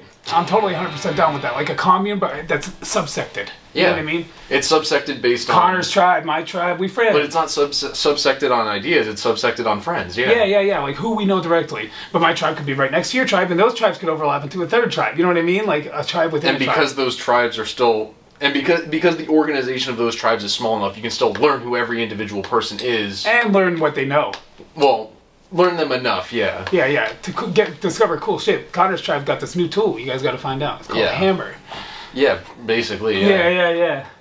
You know what I like about like one SJW thing that I agree with, the whole Indian giving term? I don't care if people say it. I don't get mad about that because I think getting mad over words is fucking dumb. I'm sorry, it's fucking dumb. Well, the origins As of it are says, derogatory, I but know. it does match the description But of it. when it becomes a goofy ass thing after a while, and yeah, it makes us look bad, not the Indians. It makes us look bad. Because, yeah. You know what's funny? There's a really good science YouTuber called CGP Grey, and he did a video where he went and talked to a bunch of Native Americans in their hometowns, and they're like, what do you want to be called? Indian. All of them want to be called Indians. They're mad they're not called Native American, they're called Native Americans, because they call themselves Indians. Yep. If they're speaking in English, they call themselves Indians. 90% of them. Like, it's like an absurd amount. So it's like one of those points where cultural appropriation stuff goes too far, and it forces things on people they don't want. Like trying to remove gendered language out of gendered languages, like Or like the dude that had a hula girl in his car, and the girl flipped out calling it cultural appropriation. I of remember that Hawaiians, and the video. Hawaiian dude's like, I like it. yeah, Like every Hawaiian dude in the comments is like, what the fuck is wrong with this girl? yeah. It's just Why it's was a she little cause tchotchke such thing, chaos? right? Yeah. Yeah, like, dude, why? Live your life. The girl that dresses like a geisha, it looked nice. Everything is gonna be, you could do it right, and you can appreciate the culture and make it look nice, or you can like, oh, I'm a clown, look at me, a geisha. Yeah, put you're stupid either makeup making on. fun of it or you're appreciating it. And appreciating it fucking Exactly. Yeah. And just like I'd said with the language thing, either all of it's okay or none of it's okay. You're right. So either you have complete moderated double speak. A complete, thought police sort of shit. Like, just completely burned down if you say one of the words. Or, you know, even like, and how far do we go with that? Because I got banned off of Late Stage Capitalism for saying dumb. And my friend got banned for saying crazy. He could get banned for saying idiot. How far does it go? That's the thing. How far does it fucking go? It has to keep going. Brain farther. fog? Like, where does it go to? Thinking. Speech. Nothing. Can't say nothing because that's insulting to the people who can't speak. Yeah, do you serve your role like an insect, or are you a free-form being? Or do you just let people be good enough to weed out the assholes and let everybody say anything they want so that context can still exist, so historical works can still exist without fucking burning it all down? Why burn down history? It doesn't make any fucking sense. Well, because when you're they're erasing history, but the consequence of erasing history is that you repeat the history you're erasing. Yeah, when you whitewash everything to the point, that's whitewashing too, which by the way is supposed to be, it is racist. It's what they're doing is whitewashing things down to a point where they don't have any culture themselves. Right. And that's bad. Well, the thing is they already don't have any culture, and that's why they're acting the way they're acting. They want to be cool. Yeah, they want to be cool. It's part of virtue signaling. But they feel like they can't. Because they don't have anything to fight for in their hearts. They're angry, they don't know at what, you know what I mean? Yeah. And that's why but you know what the problem is? Twitter, they've been caught for this. They purposely elevate negative things. Things that have no likes, but a lot of people hate it. They elevate it to the top of the list. You ever look at the shittiest comments? They show up top. On Joe Rogan's show, they had Jack Dorsey and another woman who worked for Twitter, and Tim Pool on. And Tim Pool was saying, you know, when you ban someone for misgendering someone, you're already applying a framework of reality for people to fall into, but the person you're banning, they don't have that framework of reality, so they didn't see that they were doing anything that so you they would just go crazier and crazier. Yeah. But I also really think that their habit of like putting negative posts to the top really makes us think that they're the majority of those crazy people. Because every post you look at, you see some asshole and they're saying, this actually is hurtful to the dog. This actually is bad for the person. You know what I mean? Just like some way to ruin everything you could ever see. You see a puppy laughing, oh, this is a puppy mill, murdered that puppy the next day. Like, not to that example, that's stupid. Like, obviously that's bad. I don't like the way puppy mills are or all that. But I'm just saying, like, general, there's always something negative. And it's just something fucking that you never would have thought of you were ruining someone's life until this person told you how you're racist or how you're a scumbag or how you're cultural appropriating by playing the guitar or whatever you're doing. And it's just yeah, because with guitar, the history of it is that the Spanish brought it over to the Americas, and the Mexicans adopted it as like their signature thing, and then, you know, the Texans are like, hey, that's a cool instrument, and next thing you know, guitar went from being a Spanish invention to being an American staple in music. Well, American is in the United States, not Americas, even though guitars are now played everywhere, so it doesn't matter. That's like that riff for a sec. But yeah, I agree. Like, everything could be cultural appropriation. Literally fucking everything. Shoes, like... If our country's supposed to be a melting pot, then of course we're And I hate the idea of saying this, but like, white dudes created things too. Yeah. Everybody did. So like, our jeans or something like a cultural appropriation is like, fucking shut up. Nothing is. We should all appreciate each other. Am I appropriating France We're when using I wear telephones? jeans? Are you appropriating Ben Franklin? The white people, like... Even though it wasn't really him, we all know the truth. He was like some other inventor who did all his work, but... The point stands that, like, we're appreciating cultures. That's all it's ever been. Someone who decided to ruin that by saying the word culture appropriate should be shot. Like, slapped in the balls or titties, whatever they got. Both. If they got both, they could get slapped in both. Yeah, we could talk about the weird transgenderism thing. I don't like to get too into it, because I do think sexuality is on a spectrum. I do think that, especially like your interests and even bodies, man. People are very weird. I've seen very feminine men that could have, you know, both, and it would be normal to me. That's how I feel. Yeah, the hermaphrodites exist. Well, a lot of times trans people, you find out that they were actually hermaphrodite, that a doctor made the choice. Yeah. And they chose wrong. Because the person feels like they identify as a girl. And they chose the penis, you know what I mean? Or some vice versa. That may have been an older age group, but there are people who are trying to influence children into doing it. But my point is that is not really the reality that often. It's the fringe case that you're looking at and going, well, not you, but like, you know, like right-wing media is looking at that and magnifying the shit of it and saying, this is what they want to do everywhere. Just like the athletes thing, like, you know, a ripped dude being... That doesn't happen as often as they really want you to think. Like, every time it does, they're blowing it the fuck up. It's like the news making us feel like murders everywhere, but they're showing us murders from 5 states away. Yeah. You know what I'm saying? They're blowing it out of proportion. most of us don't think that should be a thing. Like the athlete thing shouldn't be a thing. Like, and if it is, it shouldn't be on like some like professional level where people have fought their whole lives for it. Well, there should be a special sect for them. That's all. The problem with the sports thing is if you say, well, okay, it either has to be gendered because people of different genders are physiologically different from each other. Yeah, like the trans man should be able to go with the men. That's all. Yeah. Like if she identifies as a girl, she should still be able to play with people of their body type. They should just go by body type. Either body type, or you say it's a free-for-all, but guess what? It's going to naturally dissect into body type anyways. Body type is the way to go. Weight class, and that's it. Just get it over with. Do it now. Shut the fuck up. The bathroom thing, make them unisex. I don't fucking care. Yeah. Go piss in my bathroom. Nobody's thinking about sexual assault in the bathroom except fucking people that are fucked in the head, including right-wing people that think like, oh, if there's a chick with a dick in my bathroom, she's gonna show my kid or penis. No. They just want to go to the bathroom and they want to identify as who they want to identify as, and they don't want to be judged for it. They want to pass. It happens in both locker rooms that people are going to walk around naked. I don't like getting naked in the bathroom. Why would anybody? You know what I mean? The people that do are creeps in general. Yeah. It doesn't matter that they're trans. That person's going to sexually assault you no matter what. You know what I mean? Yeah, pretty much. Because a creep's a creep, and I don't think trans people, they could be, but it's probably more likely that straight white dudes are creeps. Well, I wouldn't say it's more likely. I think it's just as likely anyone can be. Okay, I'm just saying if you're real enough with yourself to go trans, you'd probably be real enough to be like, I like to touch people in bathrooms. I don't know, you know. Maybe not. It's all weird. It takes a lot of balls to come out as something like that. Like, I don't feel like I should have this penis. Like, that's crazy to me.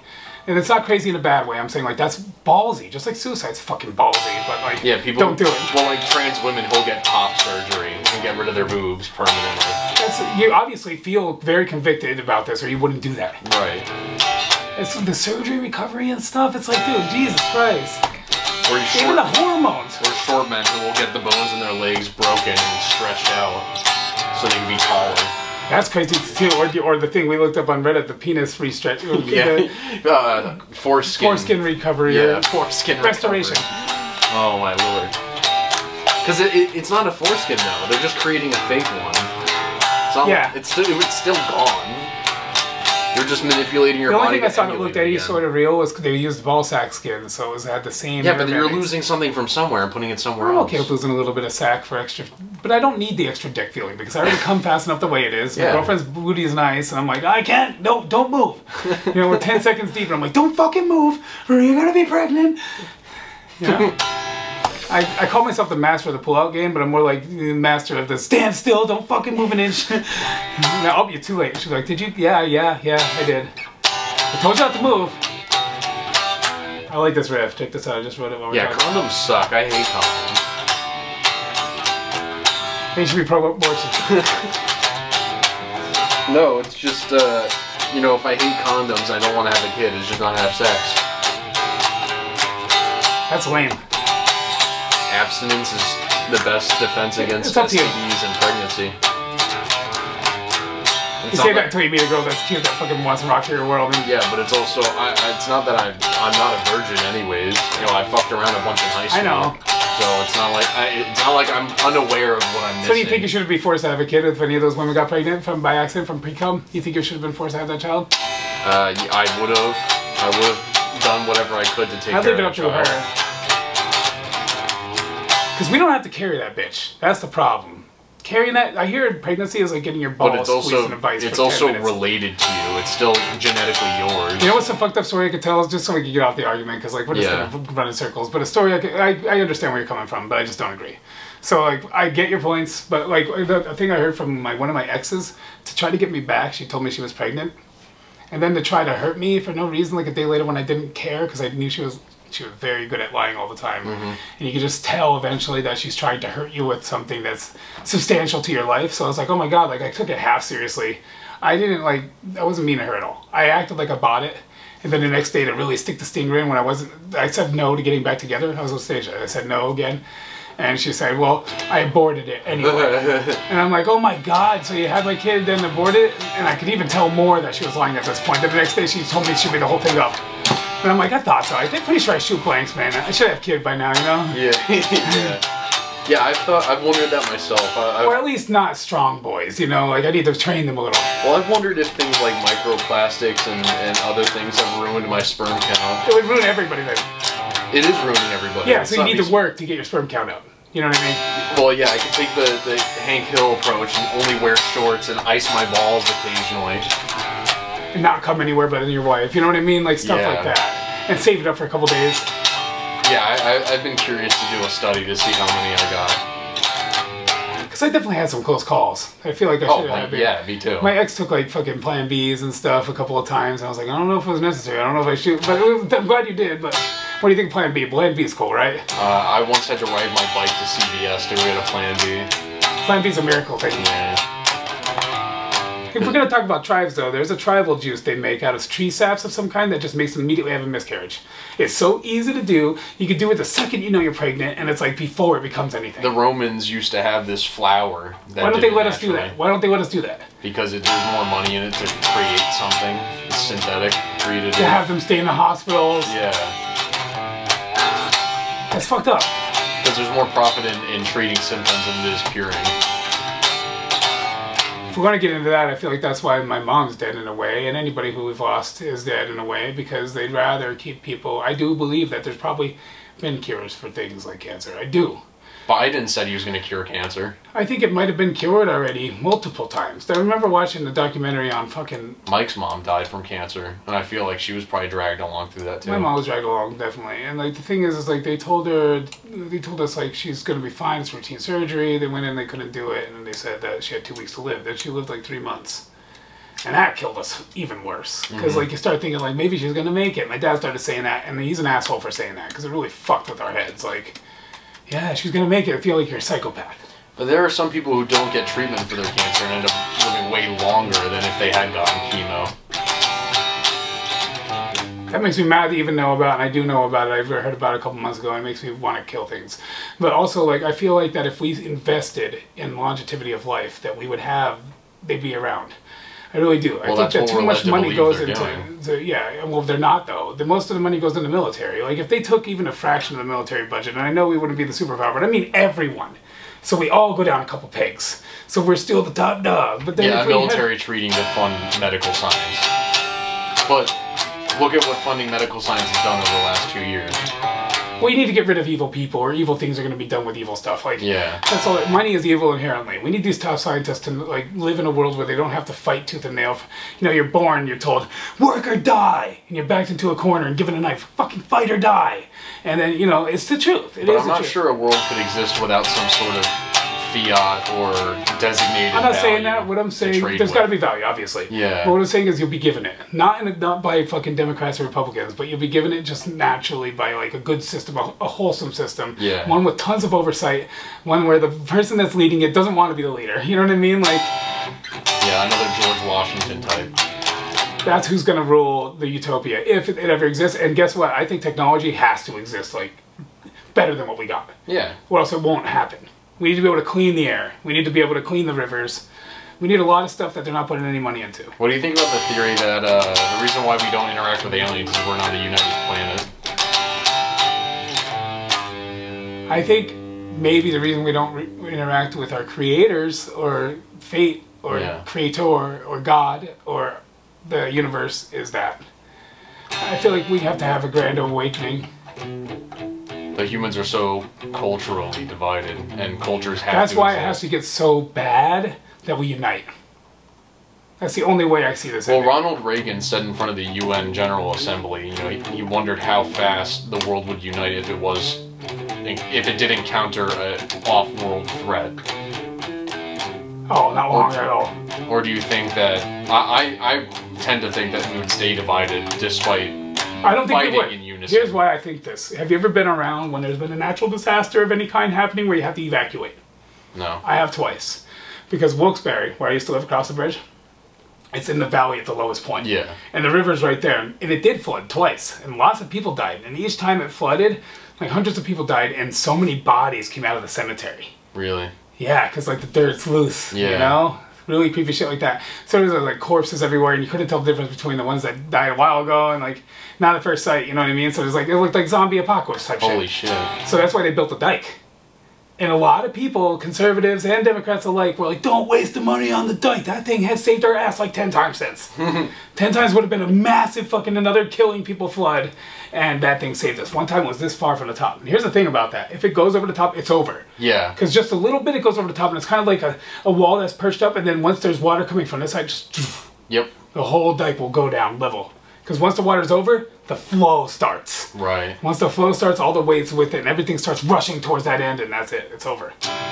And so many times it's come a fucking foot from that. Wow. So the dike was very much needed. Wilkes-Barre wouldn't be alive. We got hit by 2 floods, and then the decline of coal happened.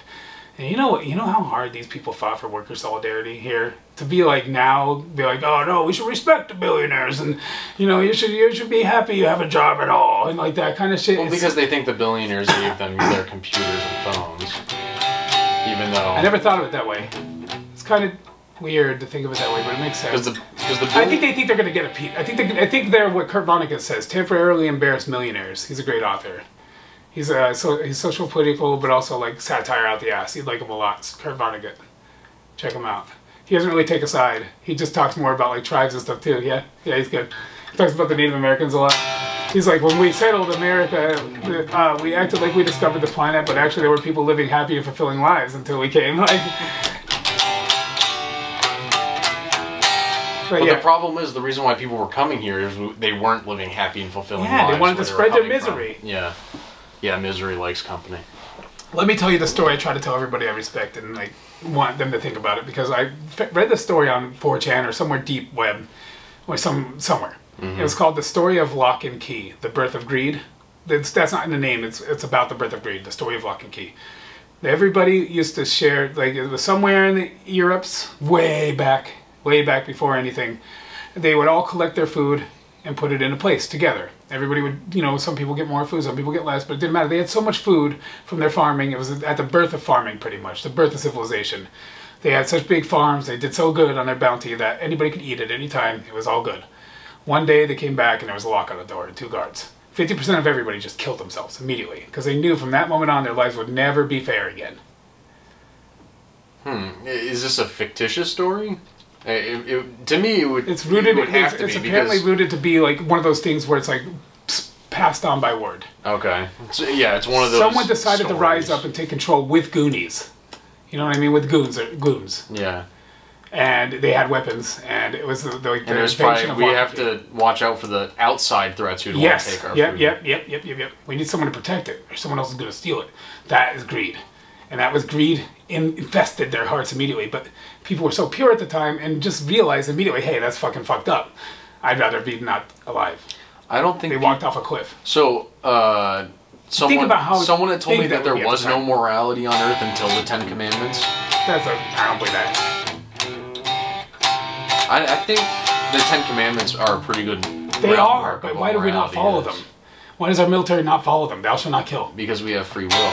We have free will to decide not to follow it. I just don't understand why people that say there's Christian are like support our troops. Like, I get it. Catholics are the biggest hypocrites anyways.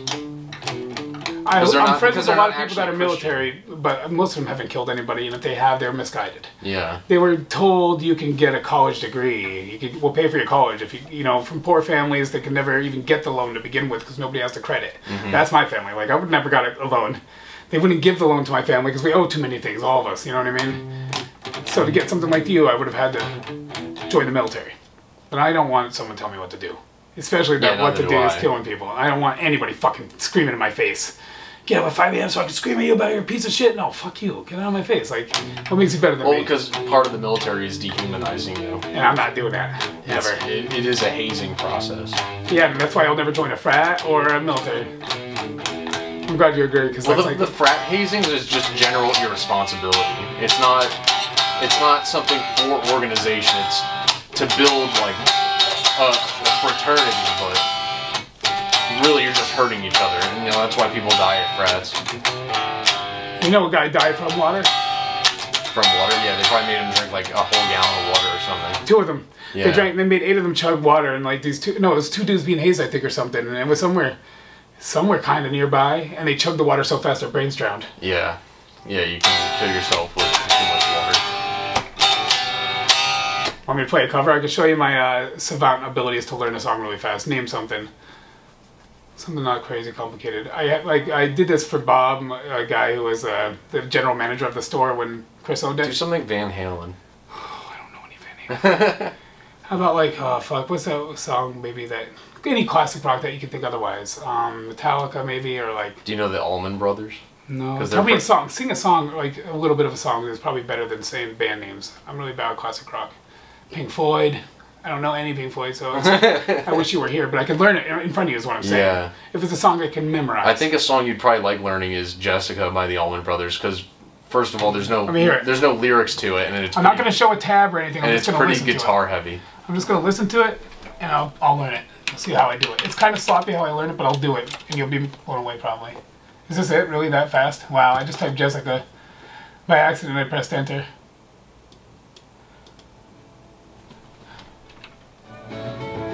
Oh, I know this song, I think. Right?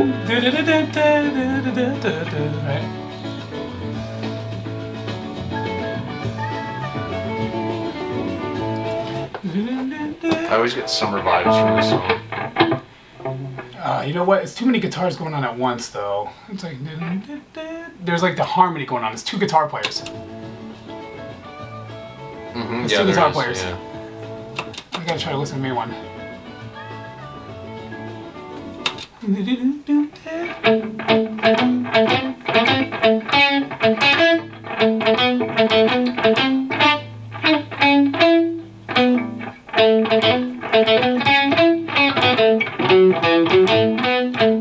I need something I know better in my heart. Like anything else Levi listens to, name some other shit.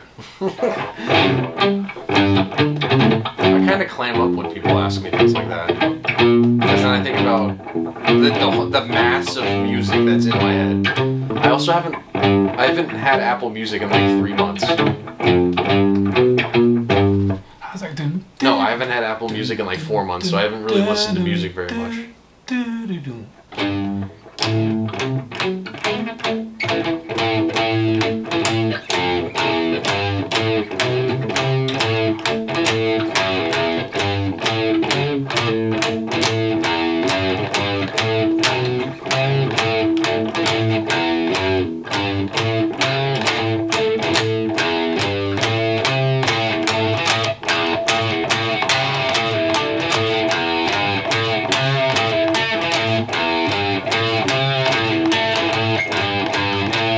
Money by Pink Floyd, but I learned this one too.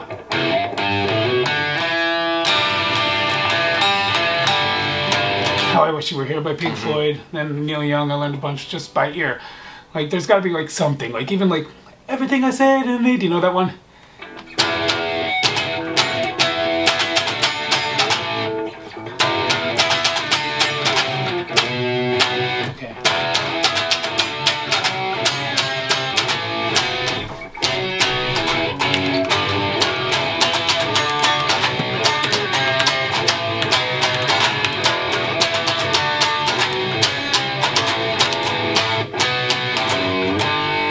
Try that. Oh wow, this won't be easy. You know Dead Kennedy is gonna be easy. I love Dead Kennedys though.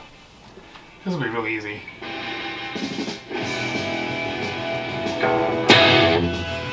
That's loud. Oh yeah. I'm gonna listen to that first. Do that first. Okay.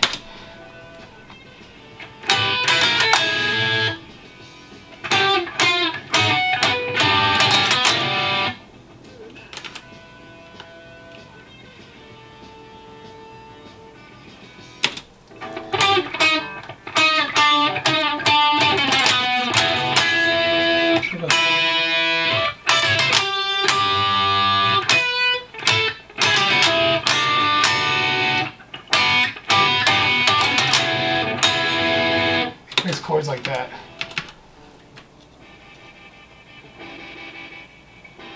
And that is like.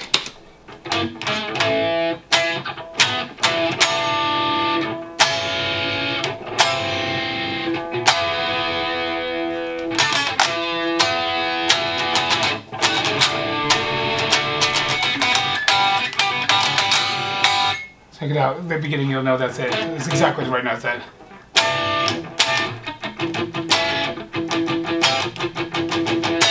That wasn't the beginning, you'll hear it.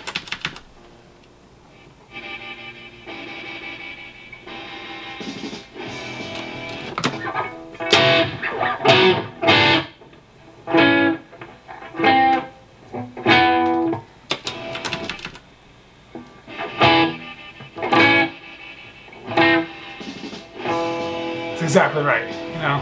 And that's just from hearing it. That's okay. And so it's in my head.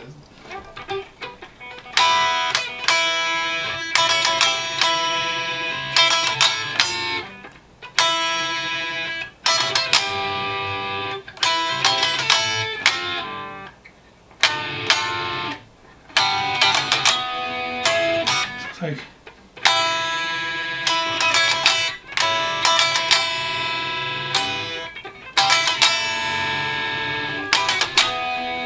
there it is.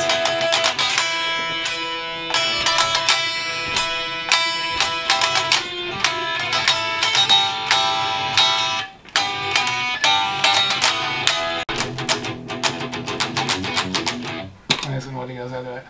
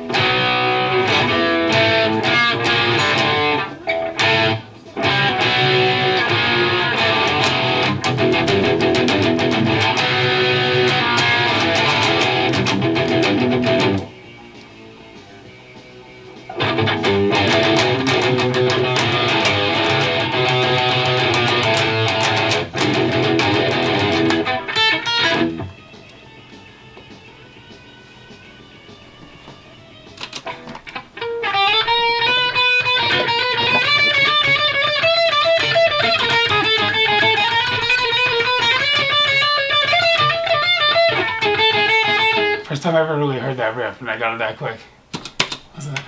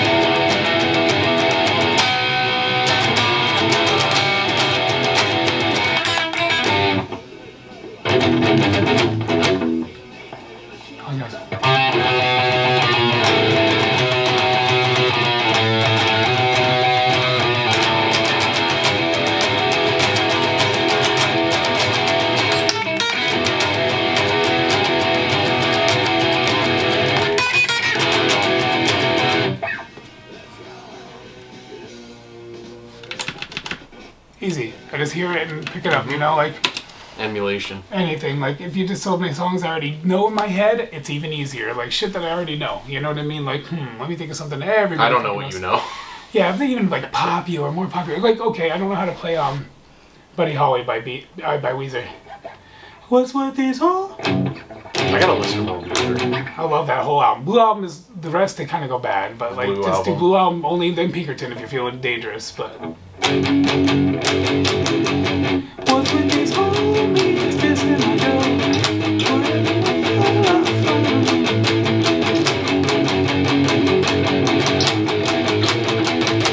Let's get this up there.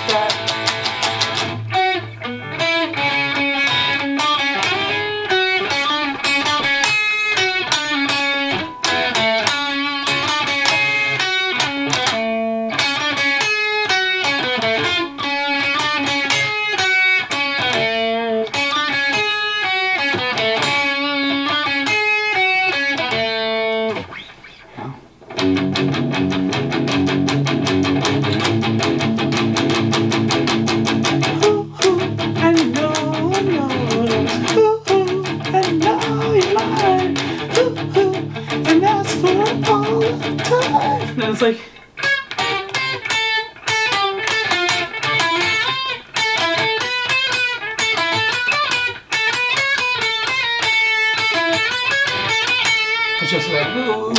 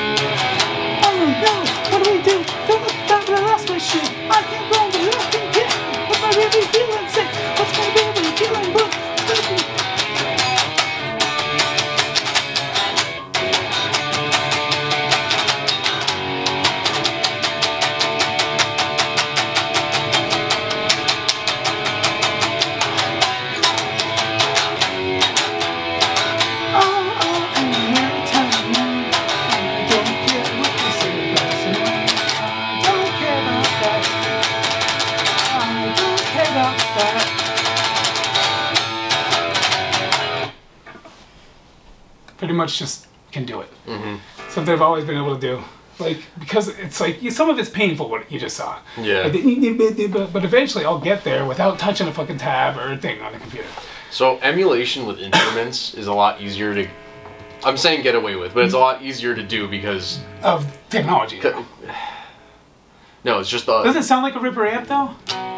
It does. What I'm trying to get at is it's easier to emulate another artist when you're doing instruments because of just the form that you're doing it in. I've tried to emulate... Oh, film, that's hard, man. I've tried to emulate other cinematographers also, it looks or like videographers. You're ripping them off. It looks much more like a rip-off and a cover comes off.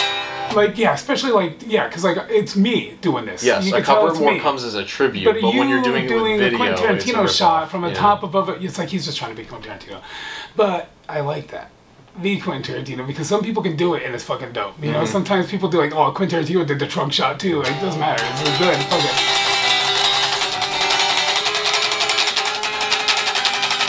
Look how crazy you can get with this shit. Ready? We can change this shit to some wacky sounds now. Because you can do this, you can add pedals to it. I'm still recording my screen nice. This whole time I have been. That's great. So anytime I was showing a video, you can like line it up if the audio didn't come through. If you want to. Yeah, think about how many different audio tracks we got here. What? There's 2 on your computer plus the screen recording. Then I got the GoPro and the Canon. How do we go back to my dual? Well, I know what it's called. It's dual rectifier. So we've got like what, 5 different audio tracks for me to mix together with? Yeah, and I'm having a blast. It was a good idea to do this. It was like one of those things that I didn't think I would have enough to talk about, but then we start, and I'm like, I have too much to talk about. Yeah, we started, I think we actually started recording just about like 9:45, and it's already almost midnight, and if we I'm not slowing down yet. If we play our cards right, we could probably keep this going till 5 in the morning. Yeah, but we can't do that. I'll die tomorrow for sure. But we can keep it going for a while. We're not done yet. We've got more to talk about. So I did spend a little too much time playing, and I feel that sometimes with my friends, where it's like, okay. But while you're doing that, I'm thinking to myself, I can use this music in That's the what documentary. I think. So with you, I feel less guilty because I think you're going to use it. And yeah, you're giving me ideas while we're doing it. Yeah, but when other friends are just kind of like waiting for me to finish, you know what I mean? What does this pedal called Nirvana do, you think? Should we find out? We should delete this one because it's you can choose where it goes in the lineup. So I want it to go like here somewhere. Yeah, aren't pedals supposed to come first usually? I think so. Yeah. You're right. You know more about guitars than me. Well, because I know. Oh, do you listen to this? Hold on. Yeah, the reason why I knew that was there's a guy on YouTube I watch. His channel, just like me, uses his full name for his channel name. He's Rob Scallion. Something like that, and he's a guitarist, but he covers all these different types of instruments with experts. He had a video where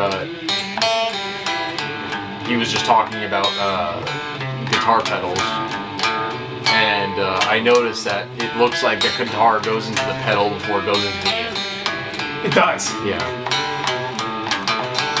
So yeah, at least on that you can put it wherever you want, but in practice you're supposed to put it before the amp. I know this because I used pedal boards before, and I have pedals that I use too, and it always goes first from the guitar, then the amp. You were right. It just confused me looking at it in this format. Yeah. Really, that's what it was. I'm like, do I put it, like, you can do it on the other side, but never really after the amp. After the amp, you have the mics, which can run through pedals. Right. This allows you to do that effortlessly, though. But look at this. You can also go this far. Watch this.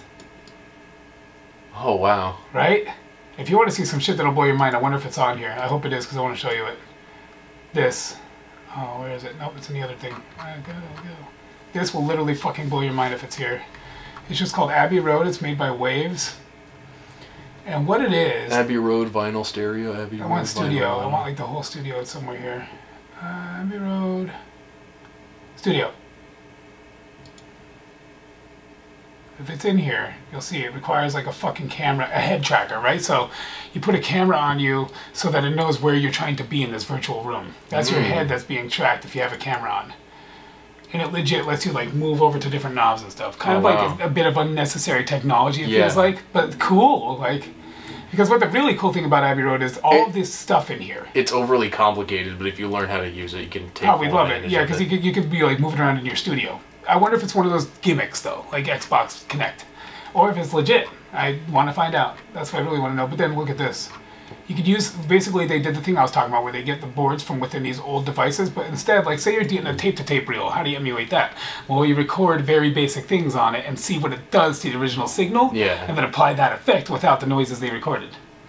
So they take like thousands of samples to get this stuff like this. Check this out. Oh no, that's not it, fuck.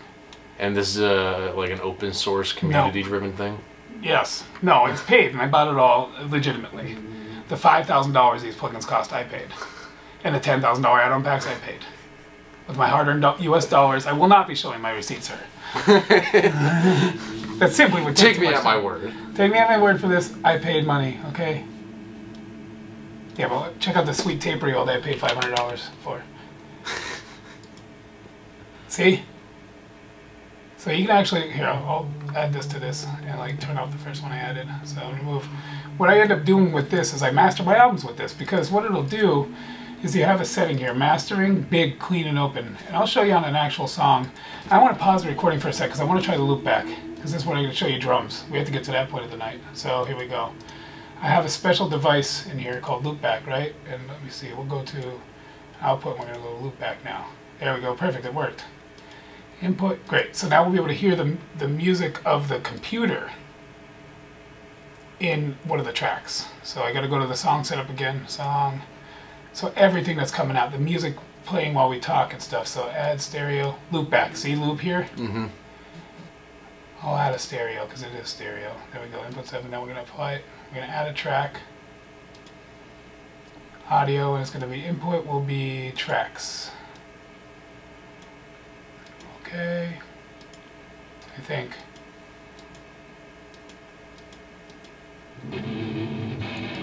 Yep, everything will go through this, perfect.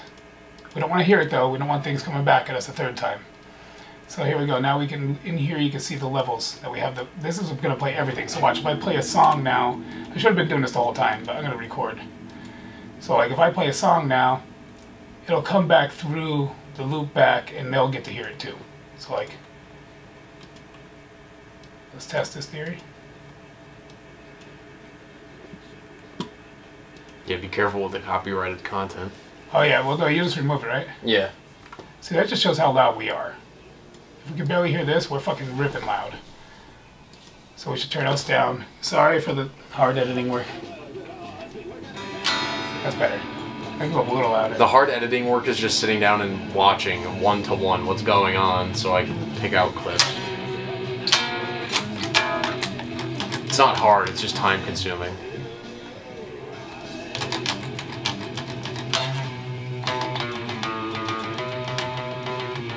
Sounds right.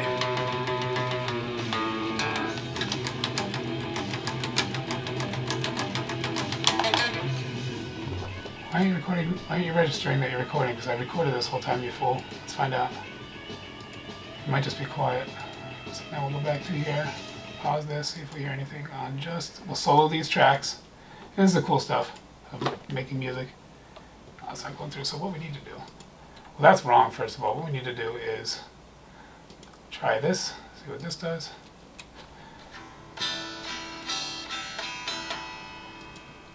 What we do instead is we bring up OBS, like I was talking about. So we'll pretend that I'm streaming, right? And then it's fine.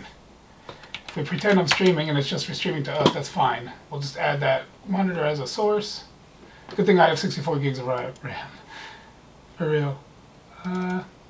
There we go. Nope, we're gonna be, nope. Not that. We want a screen cap. How do we do that, my friend? Screen. Media source. No. Video capture? Screen capture. There it is. How did I miss that? Alright. Add source. Add source. Screen 1, my friend. Done. There we go. Now our screen's captured. Now here we'll add an audio input capture. And we're going to put loop back. Right here. Bam. There she is. Do you see how everything's coming up on here? Even, yep. And even, best test. That's it. Even if I don't have it loud, it should still play. Yep. So this is so they can hear everything, including the drums I play in a moment. So let's do that little experiment again.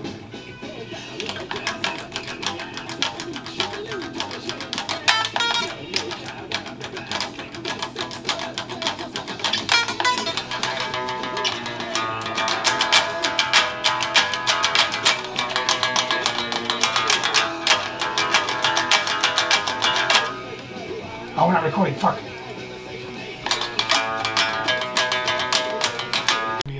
Tell me, settings, general, output, folder, videos. Okay, so let's check it out. I think it's going to be fine, but let's take a look. Hopefully nothing too gay on here. I don't know, I like to be a little gay sometimes.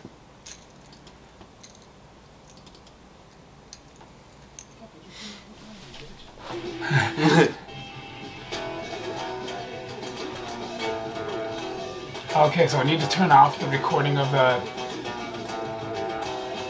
That just might be the amp sound, but I don't think it is. We need to turn off in here. We need to turn off the audio capture. Oh no, we need to turn off the playback of my microphone. So wherever this is, this needs to be muted. There we go.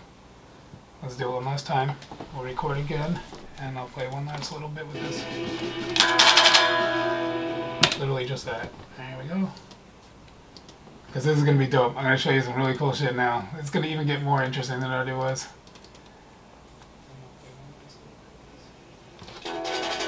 Ah, it's still that sound. Oh, you little bitch. There's got to be a way. Oh, it's muted. Well, that would help, probably. It's coming through like that, though, still, which means this should be off. I don't need to record it in the... Oh, no, it won't come up in this anyway. It's only in OBS. So remove these tracks. Remove and remove. And then you can be on this. Nobody on solo or mute. Thank you very much. So then let's go back to the thing. This, I'm pretty sure it's this, though. It's grabbing the wrong stuff. No, you wanted it to grab everything, right? I wanted to not grab the input channels. I wanted to just grab loopback only. You know what I mean? So let's see here. Monitor off. Okay, great. Global settings. Disable. That's what I want. But it sounds like it's just. Let's find out. Let's go back. Run it back. Oh no, run it back. See how you can hear the. You can hear like myself a little bit, and I don't like that. I don't want that. So what we need to do is make sure loopback doesn't have that at all.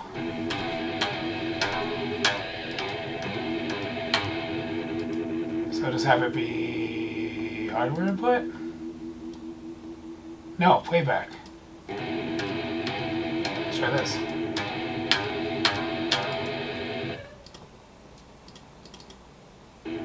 There. You hear the distorted guitar, but not the stringy bullshit one. You noticed? But now, is he going to hear the video? Probably not. Let's find out. There's a perfect mix, obviously, somewhere here. You know what I mean?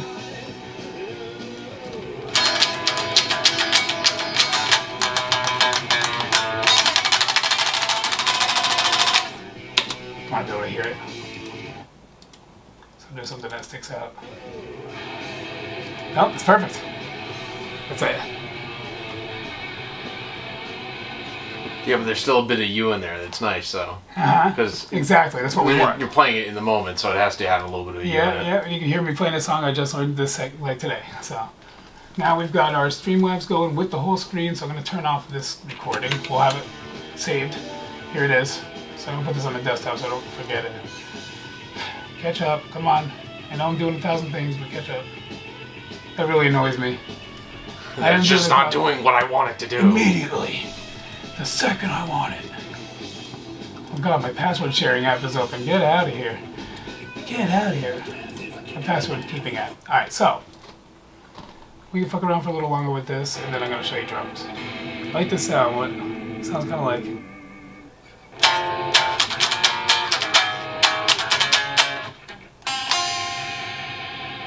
You know what that is? No. Load up on guns and tell your friends. Yeah. It sounds like that guitar specifically, but it's a little too crazy for that even. I know how to play Kefka's theme from Final Fantasy VI.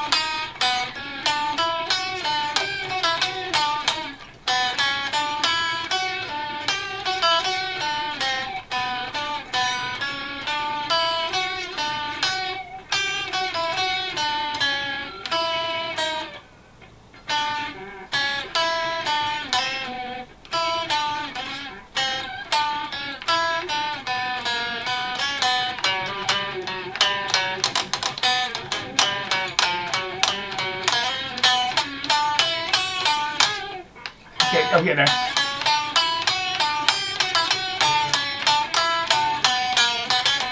There it is.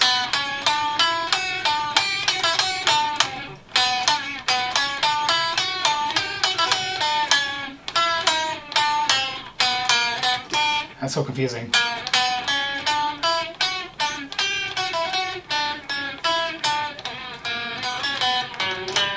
There it is.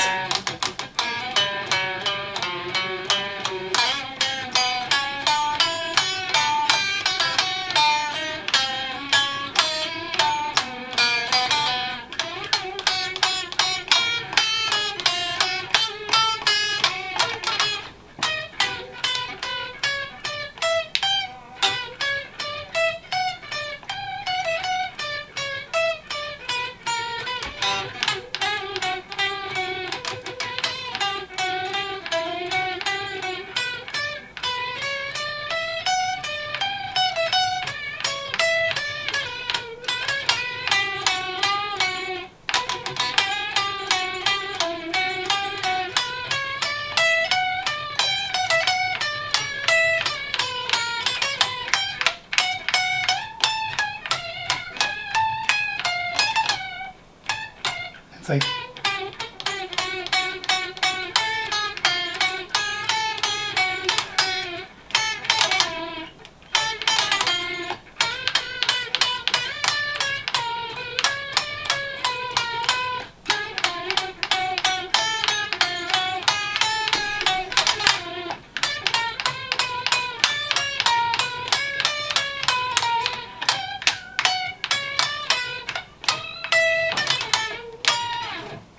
What about my favorite song ever? How does it go, Zelda?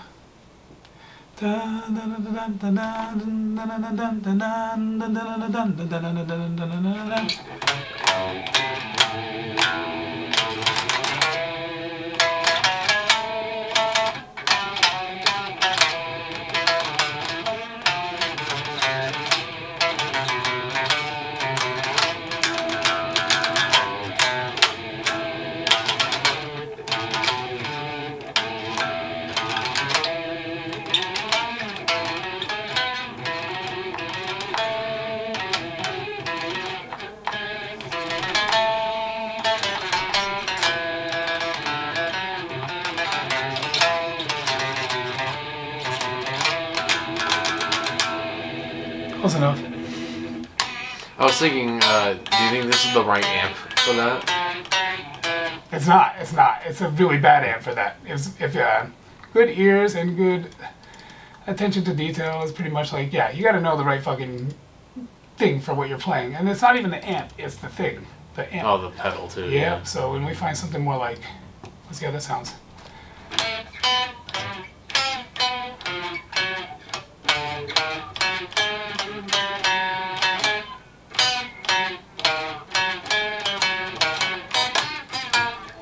that's too hard to learn. Well, I think that song would work better with piano. Yeah, for sure. How's this thing sound? Too wavy. All this stuff's too wavy. Let's just delete them all. They're ruining my sound. Then watch if when I go back to da da da da da da da. The solution is just no pedals.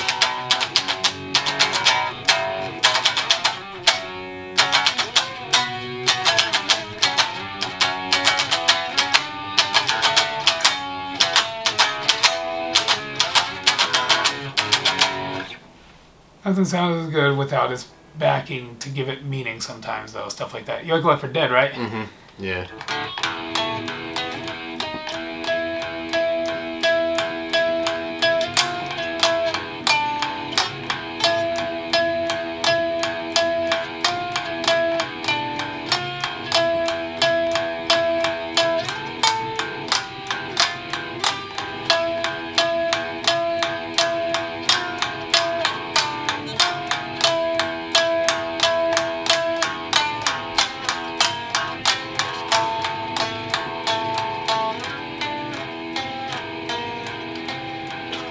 I might play Left 4 Dead 2 tomorrow now.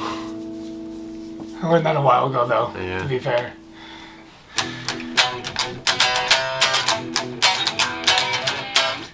Like, let's think of something I haven't played in 90 years, like Papa Roach. I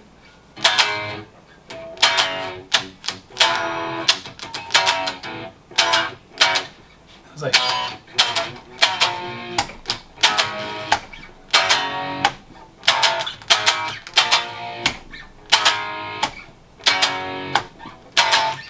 I remember how much trouble this used to give me. It was like... You ever listen to Frank Zappa? Yeah. Joe's Garage. They make a joke about guitar riffs in that song. This used to give me so much trouble, dude.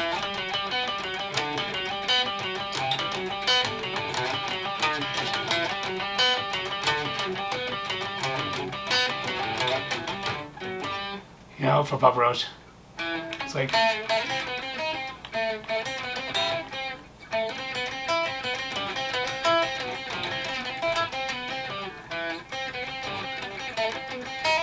The really annoying part is that you do the bass notes still. That's what fucking... Maybe that has a lot to do with the way I do that in my riffs, because that was like one of the first things I learned, you know what I mean?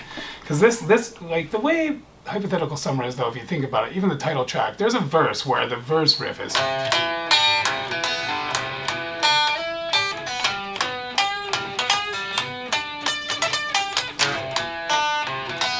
How's that a verse riff?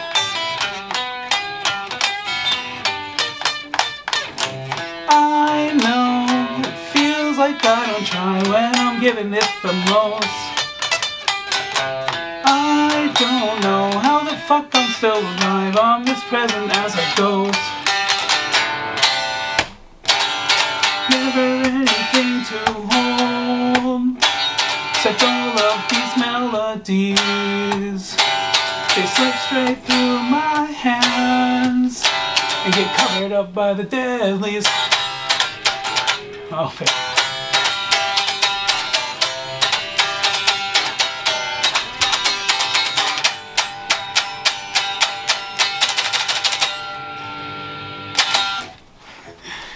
That riff's hard.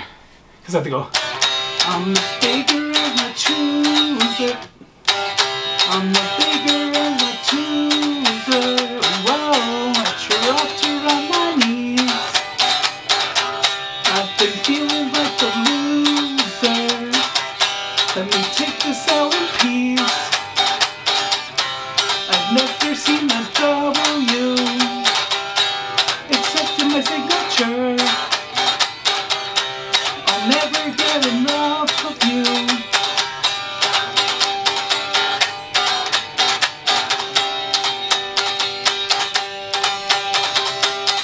Sick of me, not sick of her. It's hard to put the gloves up, whoa, when my fists are made of stone. But someone's getting fucked up, whoa, yeah, someone's got a tone. We'll burn up all the windows, whoa, we'll bring our own sun. We'll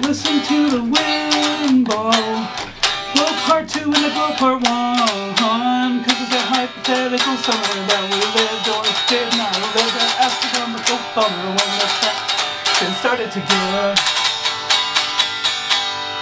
So long to that hypothetical summer, the one that never came.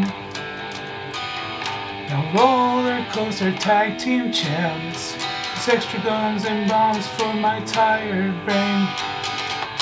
Remember how we screamed round the bend, we just couldn't stop laughing. The stars could reach and touch our hands, and all the trees were clapping.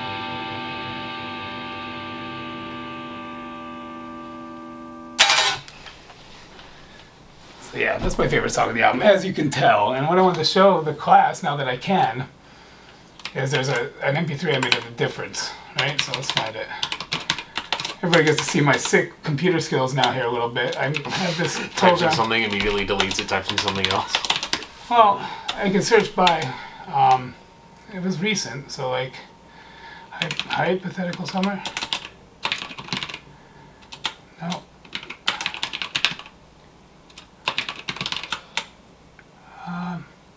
It would be on a desktop, so now check this out. You can go desktop. Yeah, there, hypothetical changes. I just found it because I said it's in a folder named desktop, because that slash means within a folder of that type.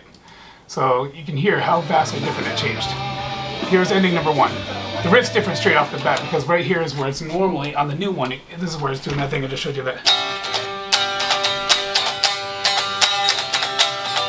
So listen to what it is instead. It's this instead. It's the,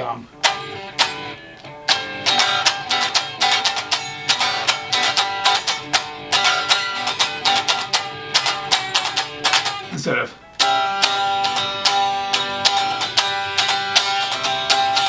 So, listen again with that in mind. Paste.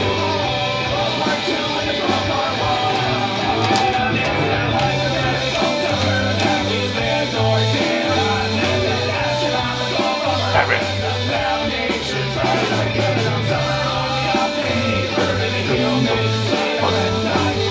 The guitar's main part.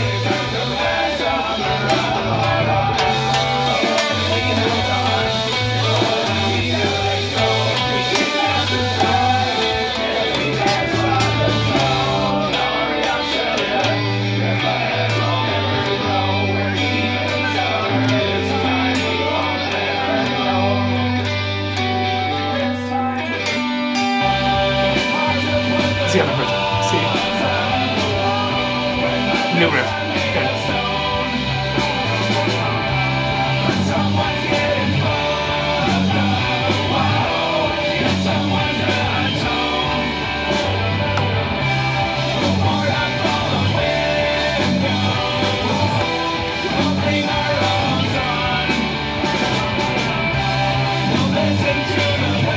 So much more powerful. It makes me want to go nuts when I hear this part. Compared to the other riff's cool, don't get me wrong. I even enjoy to play it.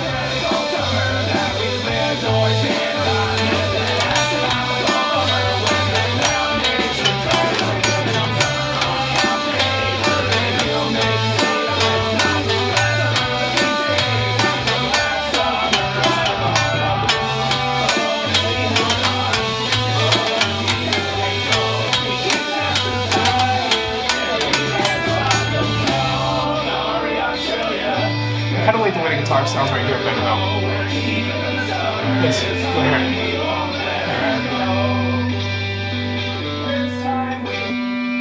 But this, no, instead of that, you're going to hear that. So instead of, alright, here we go.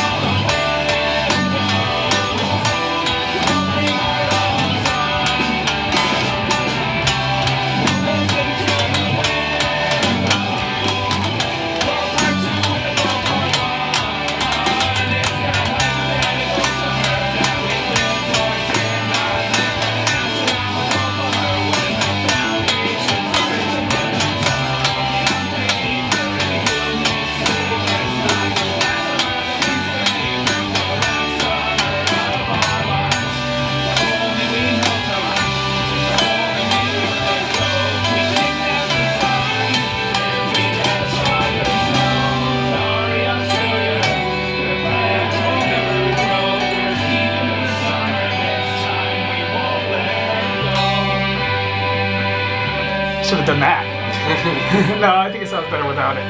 What's your opinion? Which one do you like more? Okay, so It's the first one and then I was actually thinking about back to when I first listened to your album. I probably even didn't remember this. I thought things were actually disorganized. Like some of the instruments didn't feel right. I felt like I was listening to the Shags a little bit, but the more I listened to it, the more organized it feels. So, why? I don't know, because your music's a grower, not a shower. You realize how intensely orchestral it is in the ways, you know? The more I listen to it, yeah. You know what? I'm going to tell you what I think it is in a second.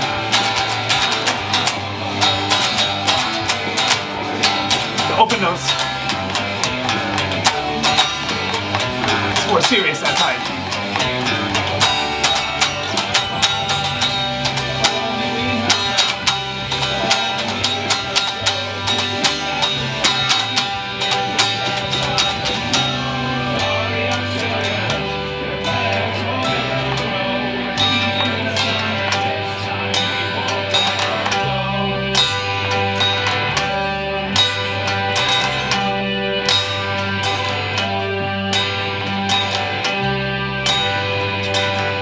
I like the raw stuff a lot, like the raw stuff, like this at the ending. I wrote this after I was done my guitar track, like I'm letting it ring out right now. I was fucking around, I was just like...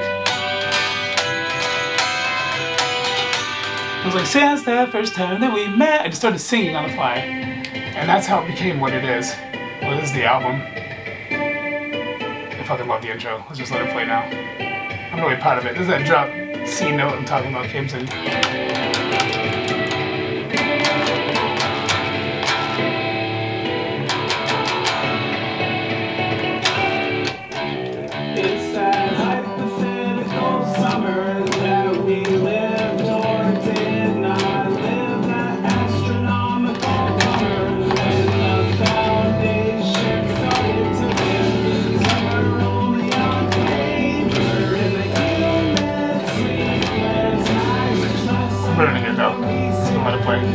Because you're adding more elements to it. You're adding elements. Out of tune notes too. It's at its capacity. I'm not gonna get judgment on that, but you're adding on to something that's already completed. You know what it is, man? What's going on in this? So first of all, I found like a clavicle thing that with my keyboard that made a noise when you let go. You turn up how much noise it makes when you let go. So what I did is I did this once before in the past. I had a very old song. It's very, very. If you think my stuff's crazy now, listen to this shit. It's one of those old ones I recorded on that crazy microphone, right? So here it was. No, that's not it. If I didn't know the devil, M4A probably. Yep, there it is. So this is where I got the idea, 15 years ago. That's not the album art. It's just some random shit I picked, Google or iTunes something. It says like Club 943, remembering someone's marriage or some shit.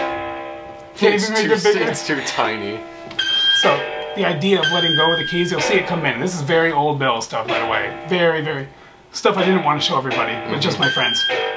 If I didn't know the devil. If I didn't know the devil, I'd buy the world, is all I say in the song. Yo, Josh thinks he's the devil. Josh was pondering me with one day that he thinks he's the Antichrist, because he was like, not like serious catastrophes, but like, you know, they happen around him. Events were happening around him that he was like, it's too much of a coincidence. Oh, there was a point I was making an hour ago, during like the floods and stuff. Yeah. During when stuff like that would happen, when evacuations happened, the people that were always mean were suddenly very nice. And there was a sense of community unlike any other time. I played my guitar, my half stack, fully blasting it out the window, and like everybody loved it suddenly. Whereas they would call the cops on us prior. It's like catastrophe brings people together. That's why I believe if revolution did happen, we would prevail because of that kind of thing. But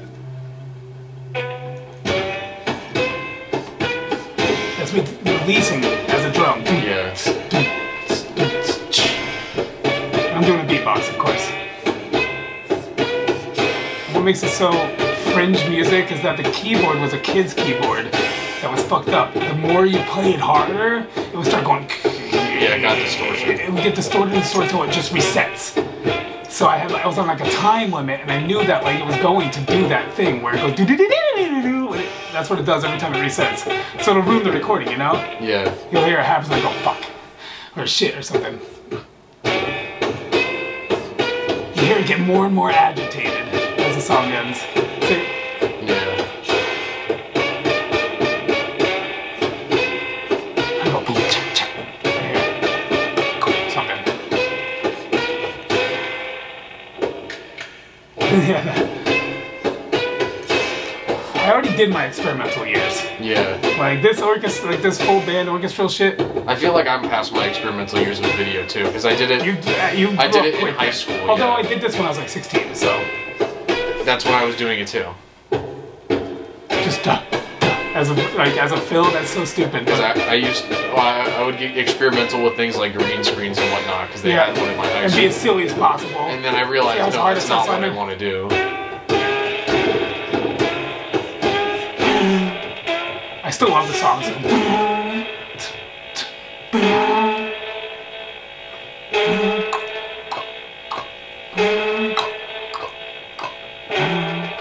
Boom, bam, boom, bam, right here.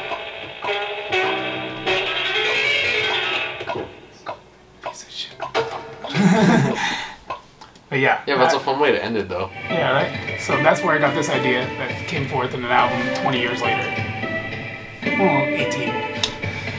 It's pretty like, it's the culmination of my life's work. It is, but there's still more to go. But yeah, I just like to listen to this because I love it so much. I guess it's the culmination of your experimental years, but it's not the end of your Yeah, career. like it made me the ability to still have those moments where like, there's moments where like I'll go like this on a guitar for it. So I'll just go, you know, like, when I'm doing that shit, I'll just go. I'll throw all the strings. You're not supposed to do that. That's chaos. But if you do it within like some taste, it's worse. You know what I mean? Like when I'm leading up to when I go.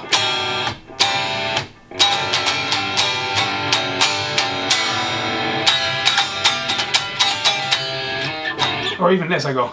I'm doing it in between right there, like. Yeah. Especially in between notes when you have to shift your hand around. Yeah. It's a style point. You know what I mean?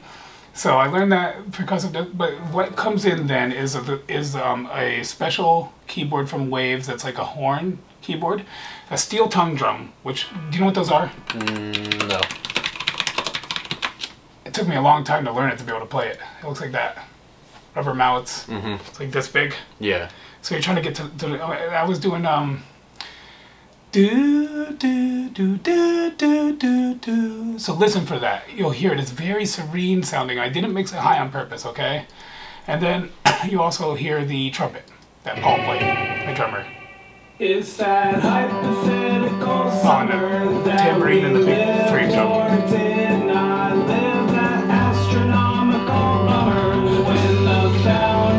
The bell drum's not in yet. It comes in for the. There's only one drum kit right now, and it's on your left speaker. Then the other drum kit comes in right after the fill, right here. And more tambourines coming too, right?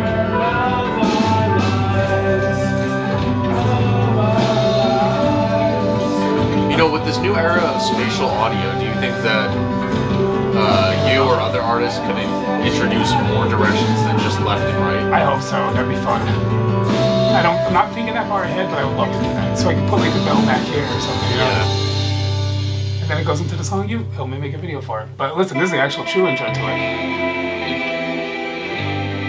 I put this in the beginning of the video. I put the whole thing in. Yeah, I did.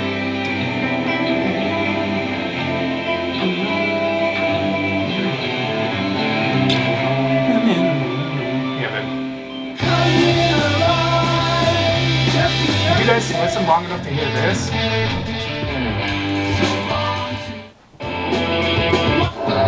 shit. You heard this?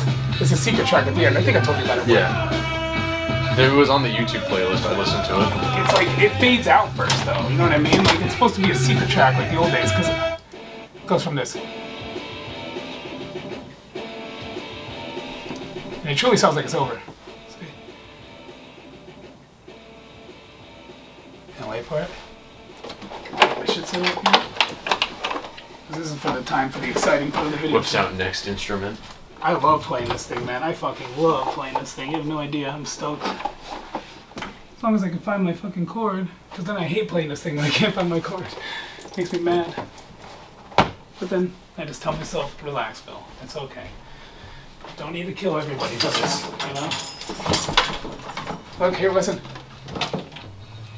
Oh, don't show my wires. Don't show my cards. I got this card to put in my case because my case came with a USB-C port, but my motherboard couldn't support it, so that's where you put it in. But it wasn't long enough, my cord. So I got a new cord that's long enough, but it doesn't match the case. So I filed it down so it fit, but now when I plug it in, it sinks. So annoying.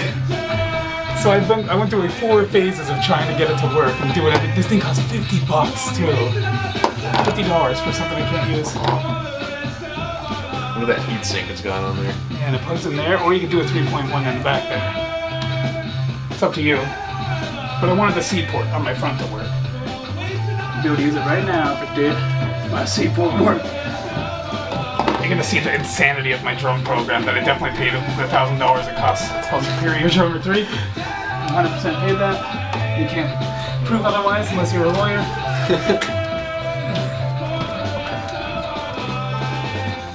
Pay for all my products. Unless you're a techno nerd who knows which distro I got it from, I totally bought it. No, it's not a distro, it's pirate. I mean, what? That's like for legit stuff. I mean, I got it legitly on the website. I swear to God, I got it. TuneTrack.com, sign up for Superior Drummer, it's only $5,000. Oh man, here we go, baby. So now this shit's about to get real. You're about to hear something. Yeah, I thought I did it. I want to have a sig soon too, but I want to finish this. We're in the zone. Yeah, when you go for your sig, we can finish our session in here and then wrap up in the living room and relax for a little bit. That sounds smart. I like that. New instrument, there we go, that's how you do it. Then we go to Superior Drummer 3. Let's look this up real quick.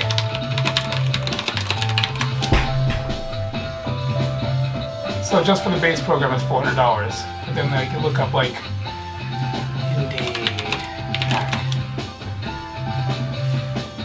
see how much this costs.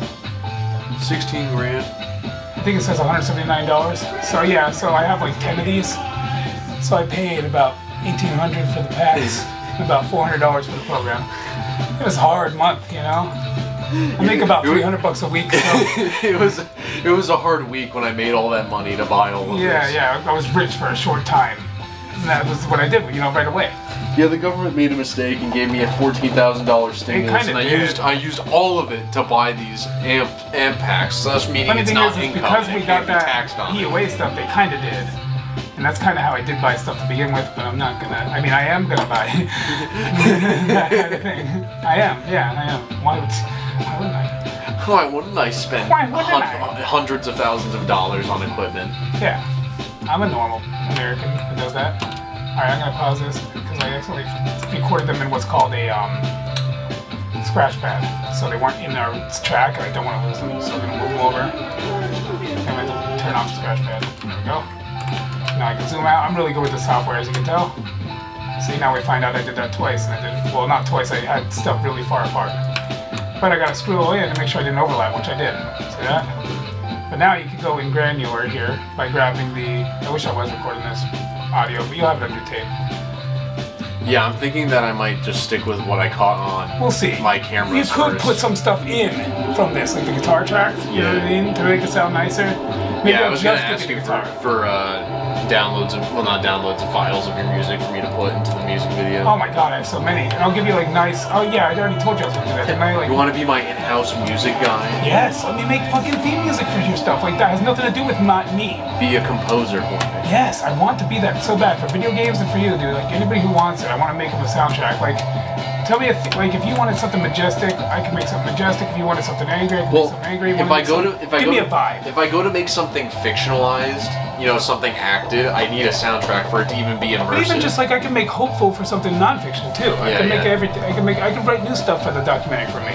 Yeah. Just like renditions of things. Well, I mean, without singing. Just like we're sending each other the drafts of what we're working on. So if we're gonna have to keep doing this in big ways. Like if something new comes to me. So why don't we just keep it at like the release date's the anniversary of the album?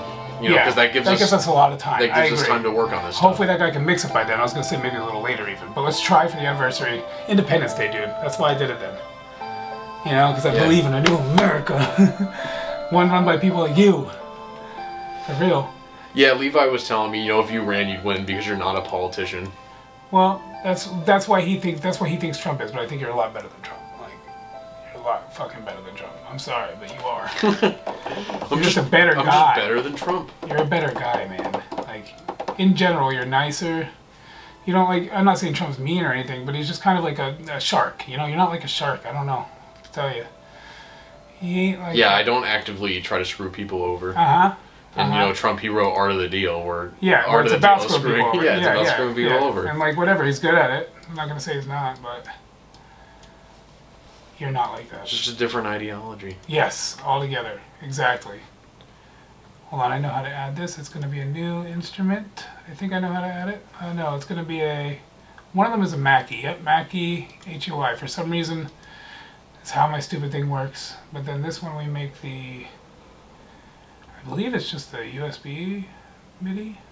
No, it'll be the LKM3 MIDI, and then send to Focusrite MIDI out.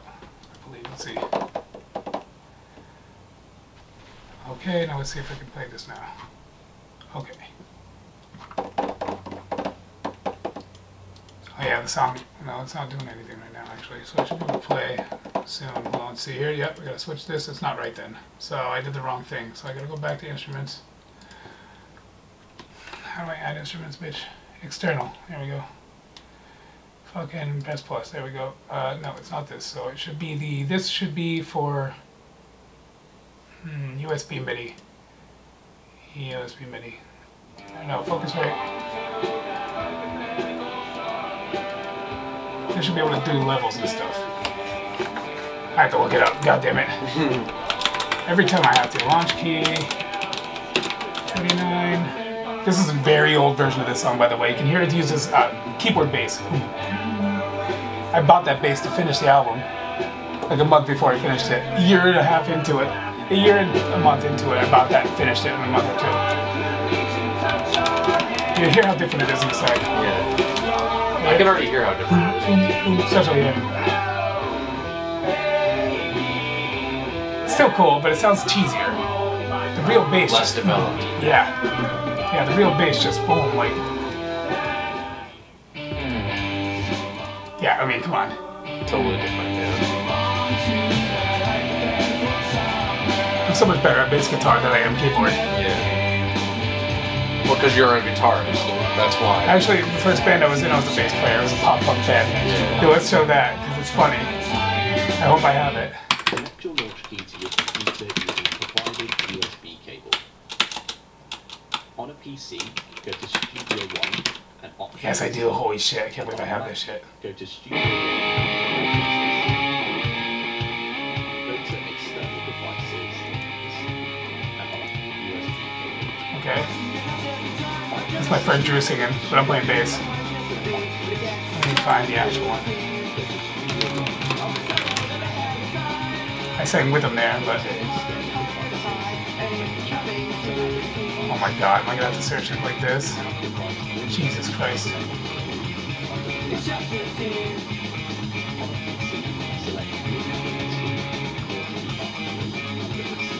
Here we go. Here's my track. It's me. 14. At least he's doing it, you know? We should do Mackie. Well, I was right about that, but then MIDI into MIDI and out too. Okay.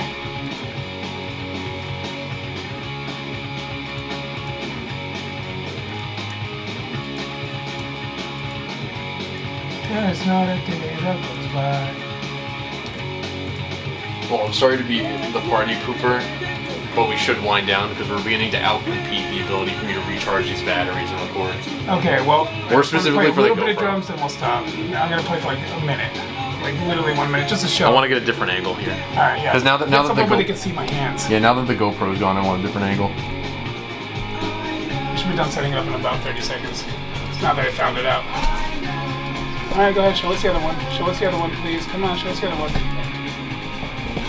Come on, man. There's 2 devices I have to add. I know there is.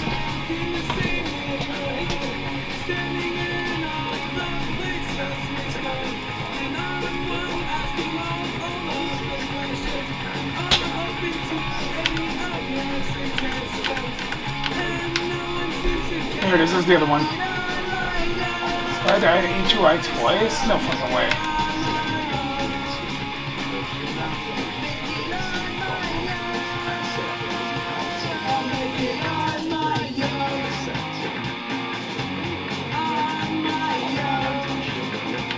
Oh no, he's talking about the same thing twice. What a dickwad cocksucker. Here we go. Yes. New keyboard. Okay, that's it. That's all I need to know. So now we go to add another device, new keyboard, launch key, MIDI. Yep, this is it. Here we go. It should do it. Yes, dude, we got drums. Shut the music off.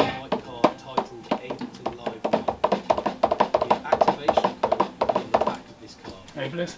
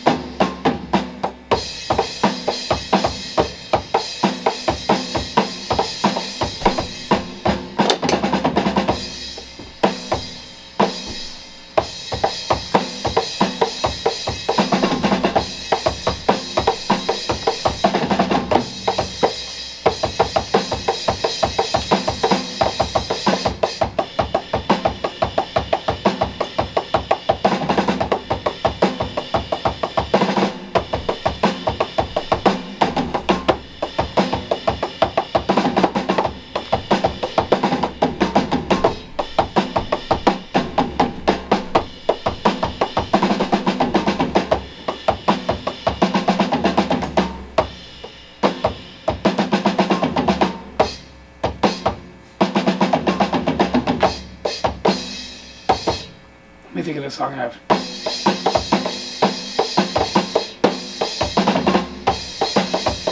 Let me think it goes You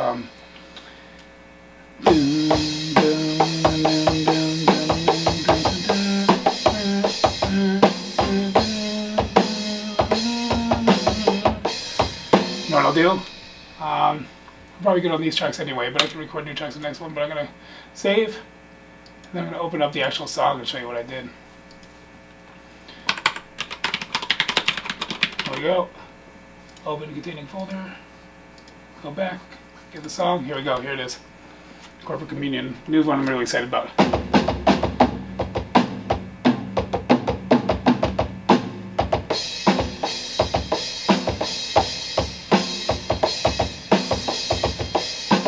Because you'll see why it's so much better when you can hear the music. You know what I mean? That it's supposed to go to. It just sounds cleaner.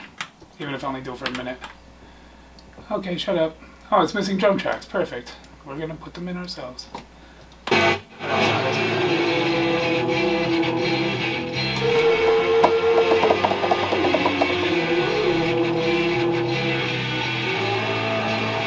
Perfect.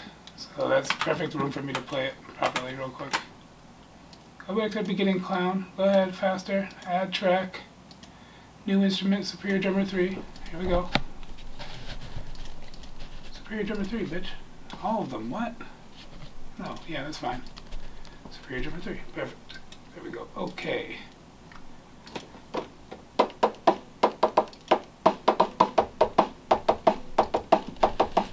Oh, the drum type I'm using is probably a problem. I'm gonna do that real quick, change the drums. Check this out. Look at all the kits you can choose. Yeah. So drum kits, Pearl. We're only gonna do about 1 more minute, 60 seconds. We got 60 seconds? Yeah.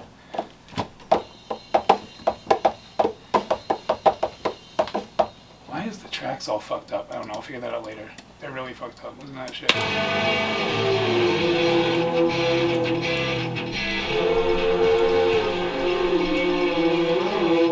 love that about tracking too. You can really go nuts with the editing, you know?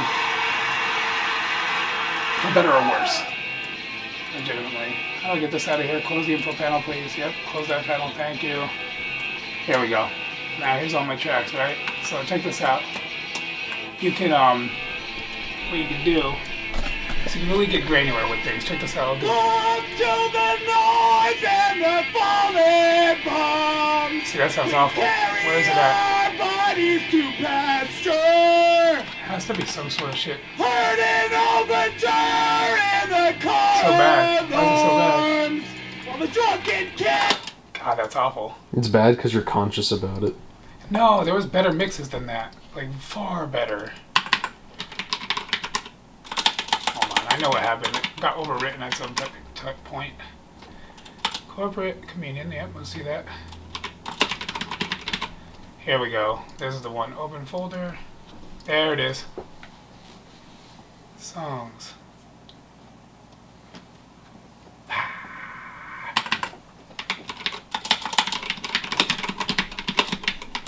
There's got to be one of these that's newer than the other. Yep, this one. Open folder.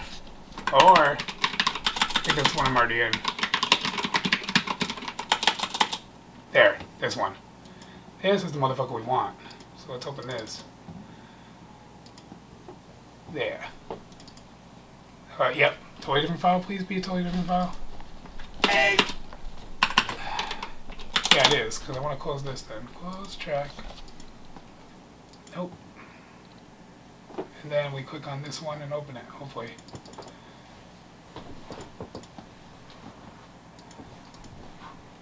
Maybe it's not the right one. There's another one too. It's like 9/14 or something. 9/14 is the date. 9/14, here you are. This is the right one, I believe. It's one of these fucking faggots. Oh. Oh, don't ever put that Oopsie, down. he said the can, fuck word. I said the faggot word. I said the I'm a gay little faggot. Ooh, word. That's how the documentary's gonna Don't start. cancel me. I love dicks. My ass and my mouth. More the better. Come, come, come. Don't let me come. Only you. So you have a really caring lover. Only Yeah, you get to come. Really caring gay lover. Alright, come on. You slow cunt. Before the camera dies, please. Please. This would be cool as hell. It's my idea for the finale of it. So now, open...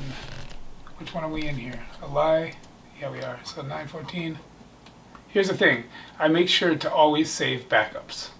So there'll be versions of this all over the place, but eventually I'll find the one that I know is good. You know what I mean? Mm-hmm. So I save a lot of backups for that reason. Because this kind of shit happens where I fuck with it drunk one night and it's never the same again, you know? Is this a different song or is it the same shit? It's the same shit, so...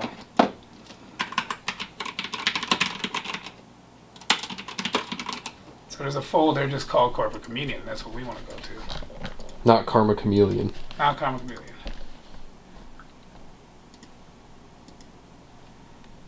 Open. Now go back. Songs. I'm going to show you Buggies if I can find that. That's all that matters is that I show you a little bit of fun life. There we go. Let's do Buggies. I bet it's better mixed. And I love Buggies. It's an underrated song that no one's really heard yet. So I don't know how it could be underrated, but my friends... Because no one's rated it yet. They aren't flipping it. Yeah, it's not underrated. You're right. No, not enough people have rated this. So I need you out there to rate this. Out of 10. What would you give Buggies out of 10? I hope it's at least 100. Psst, I just said something. Oh, that was something I just made up after I was done recording Buggies.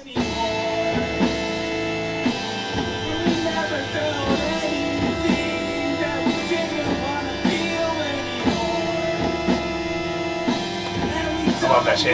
Don't chat. Where's the drums so I can mute them right now? There they are. Anybody shows up, they get shot at my door. Waiting for the mailman to bring me a life I can't afford. Sounds so good, dude. It really does. Telling that I don't need these guns and ammo no more. There we go. It's about to come live, baby.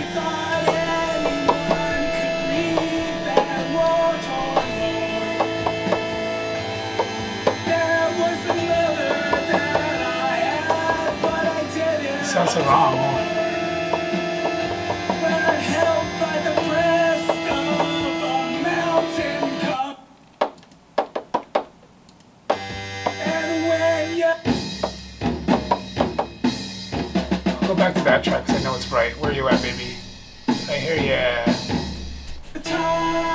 What I'll do is I'll move my tracks over.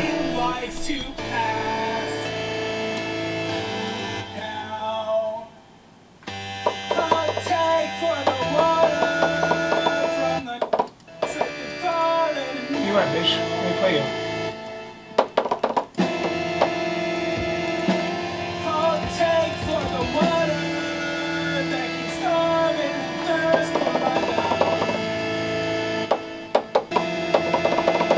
You are my friend. I'm gonna stab someone if this don't work. Where you at, my bitch? Jesus Christ. Right here. Where you were.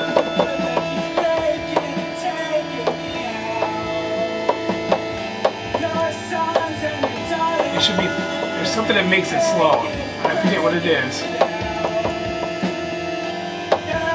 Aha, I found it.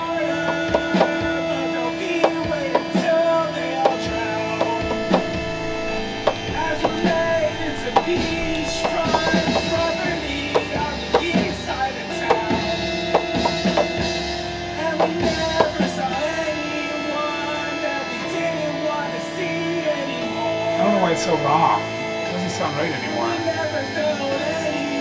And I'm very confused about why here.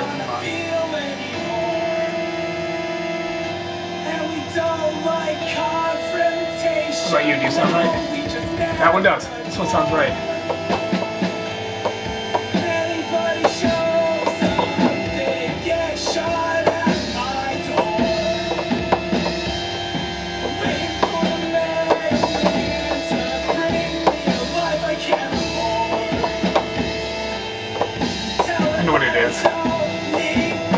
The fact that I'm listening to the playback rather than listening to the intake. I don't know how to change it to the intake though.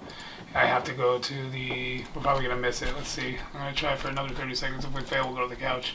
Let's see what happens here. Mixing routing. I need to be listening to the thing directly. This.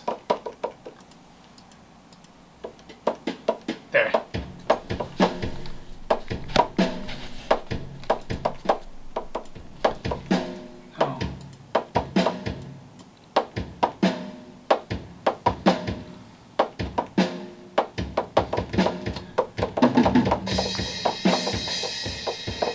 It was funny because I was just playing on that other track and it was fine, so I have a feeling there's something wrong with this track. Like in the sound settings or something dumb like that. Let's see, it would be here though. Audio interface setup, song setup. Let me see that song setup and your dog setup, okay. Options, audio setup. There, this shit. 64 samples, maximum. Yeah, perfect. Immediately. Alright. Fixed. So now, we just mute all the drums from here to here. Alright, we mute them all. Yes, I did it. I gotta get my drums wherever they are. Let's go, Superior Drummer 3. Where you at, bitch? It's time.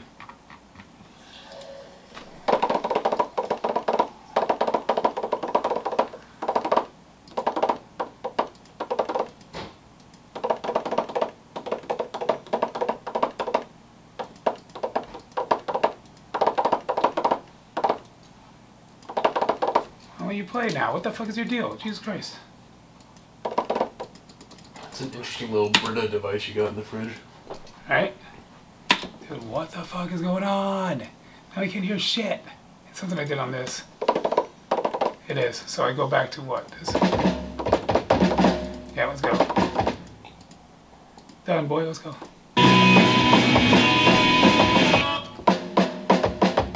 Perfect. So now I just gotta mute everything but that. Okay, cool. Let's mute everything but that. Here we go. Muted. And then go to the right track. I see what I did wrong. Oh my god, I'm so dumb. Here it is, dude. I did it, finally. Ready? You wanna see me play these things? Yeah, go for it. Let's do the intro, fuck it. Let's record it too.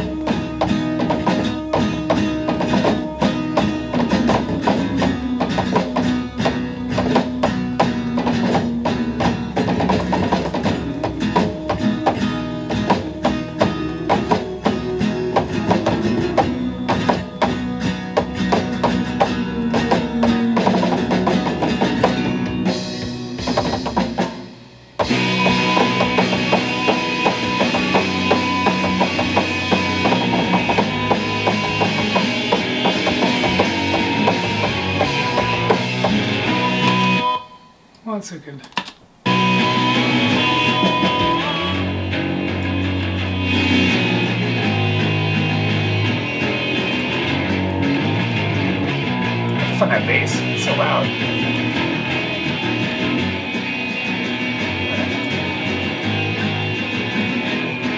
See how much you can personalize it. Won't you tell me about that cat killer, the one that was outside on the pillar? Alright, we go again. Delete all the drums, and here's the final take. Final bit of music on the computer. Ready?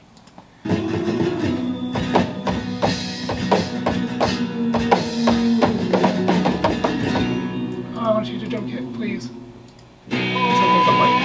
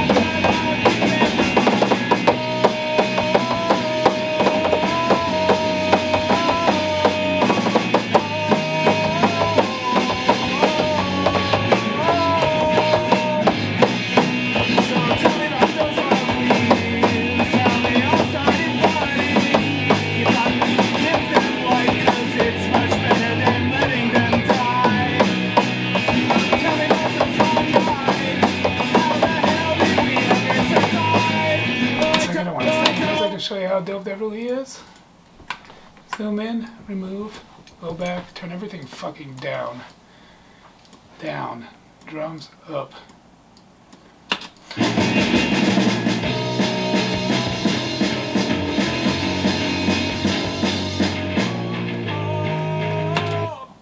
we go.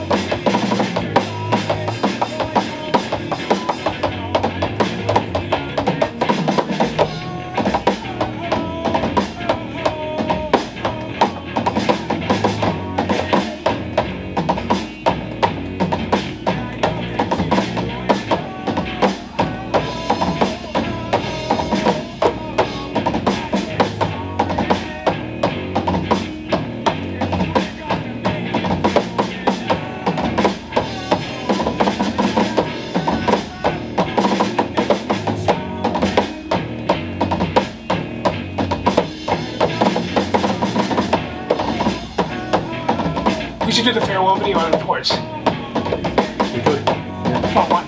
Front porch? Sure.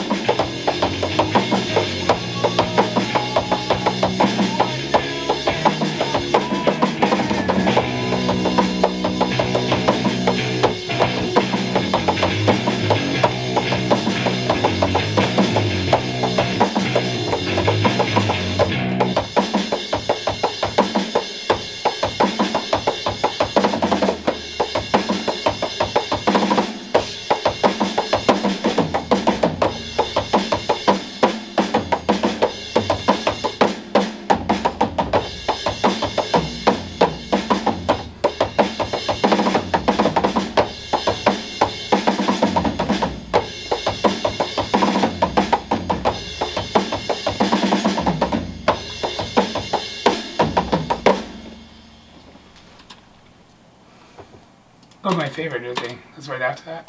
What's this shit?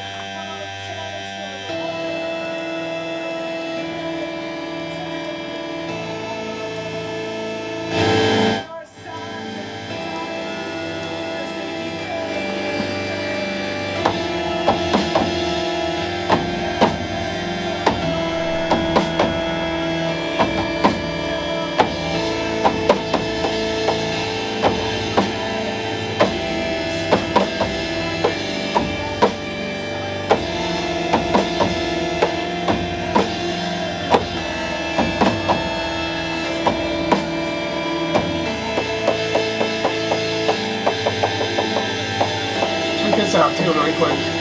Look at this. So right here, watch. Change what I'm doing, right? So forward over here so people can see. Oh, you want the camera to see? No, it's recording the screen. Oh, okay. Oh my god, maybe it's not. No, it was. It was. I don't know why it's only at 1 second though. That's weird. It's in no room. That would suck. But look, I can change the thing. Let me just make sure it's recording something at least. See that? I can change it from immediately hit to another symbol, right? So like, let's make it this one, and let's make it fucking crash. Oh, that's not a crash. Try something else like symbol 1, crash. For extra noise, right? And then I can go to the pin. Well, that's what I want to do like that. But don't stop. Where does that start at? Holy shit, so loud.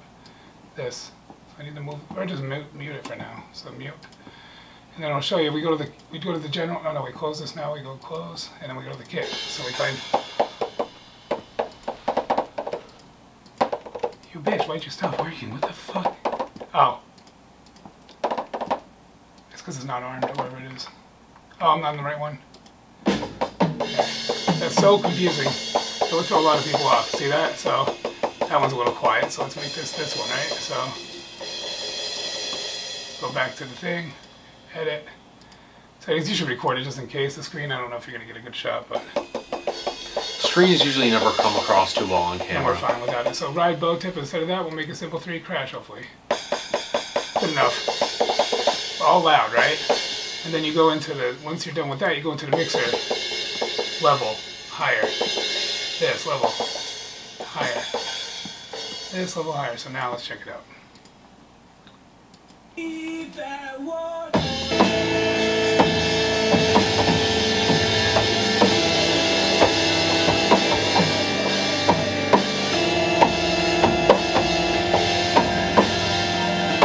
Well, the benefit of that is you can hit more cymbals than you can with just 2 arms. And the toms. Yeah.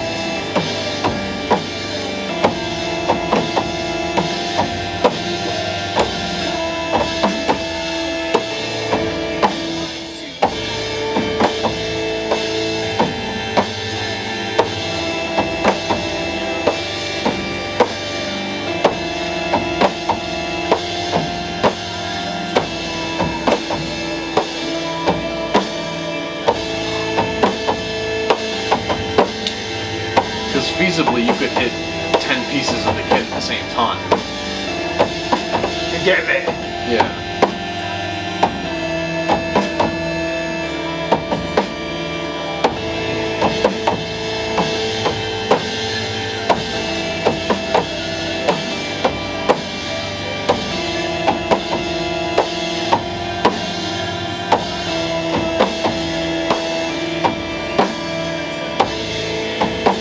Because of video games, you got the hand-eye coordination to do it. The guitar. There we go, got the rhythm finally.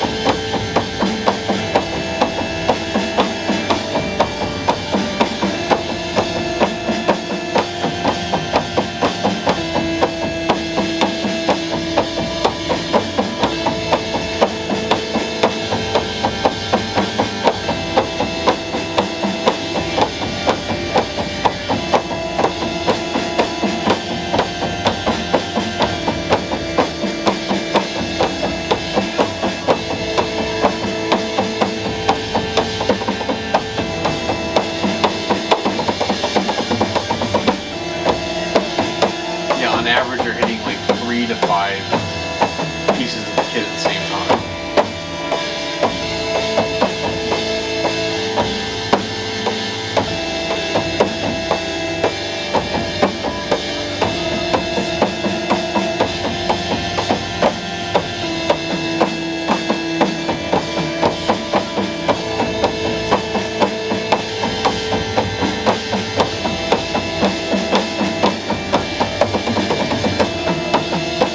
So cool.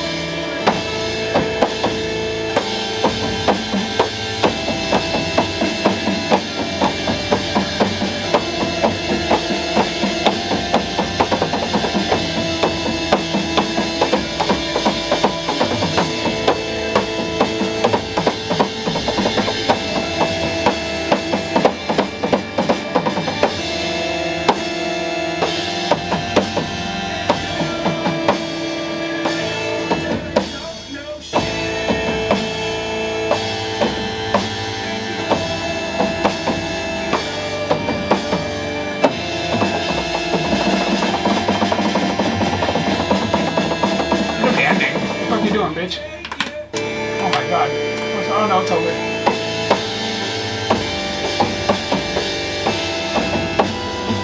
Finally. Yeah, I was thinking the same thing.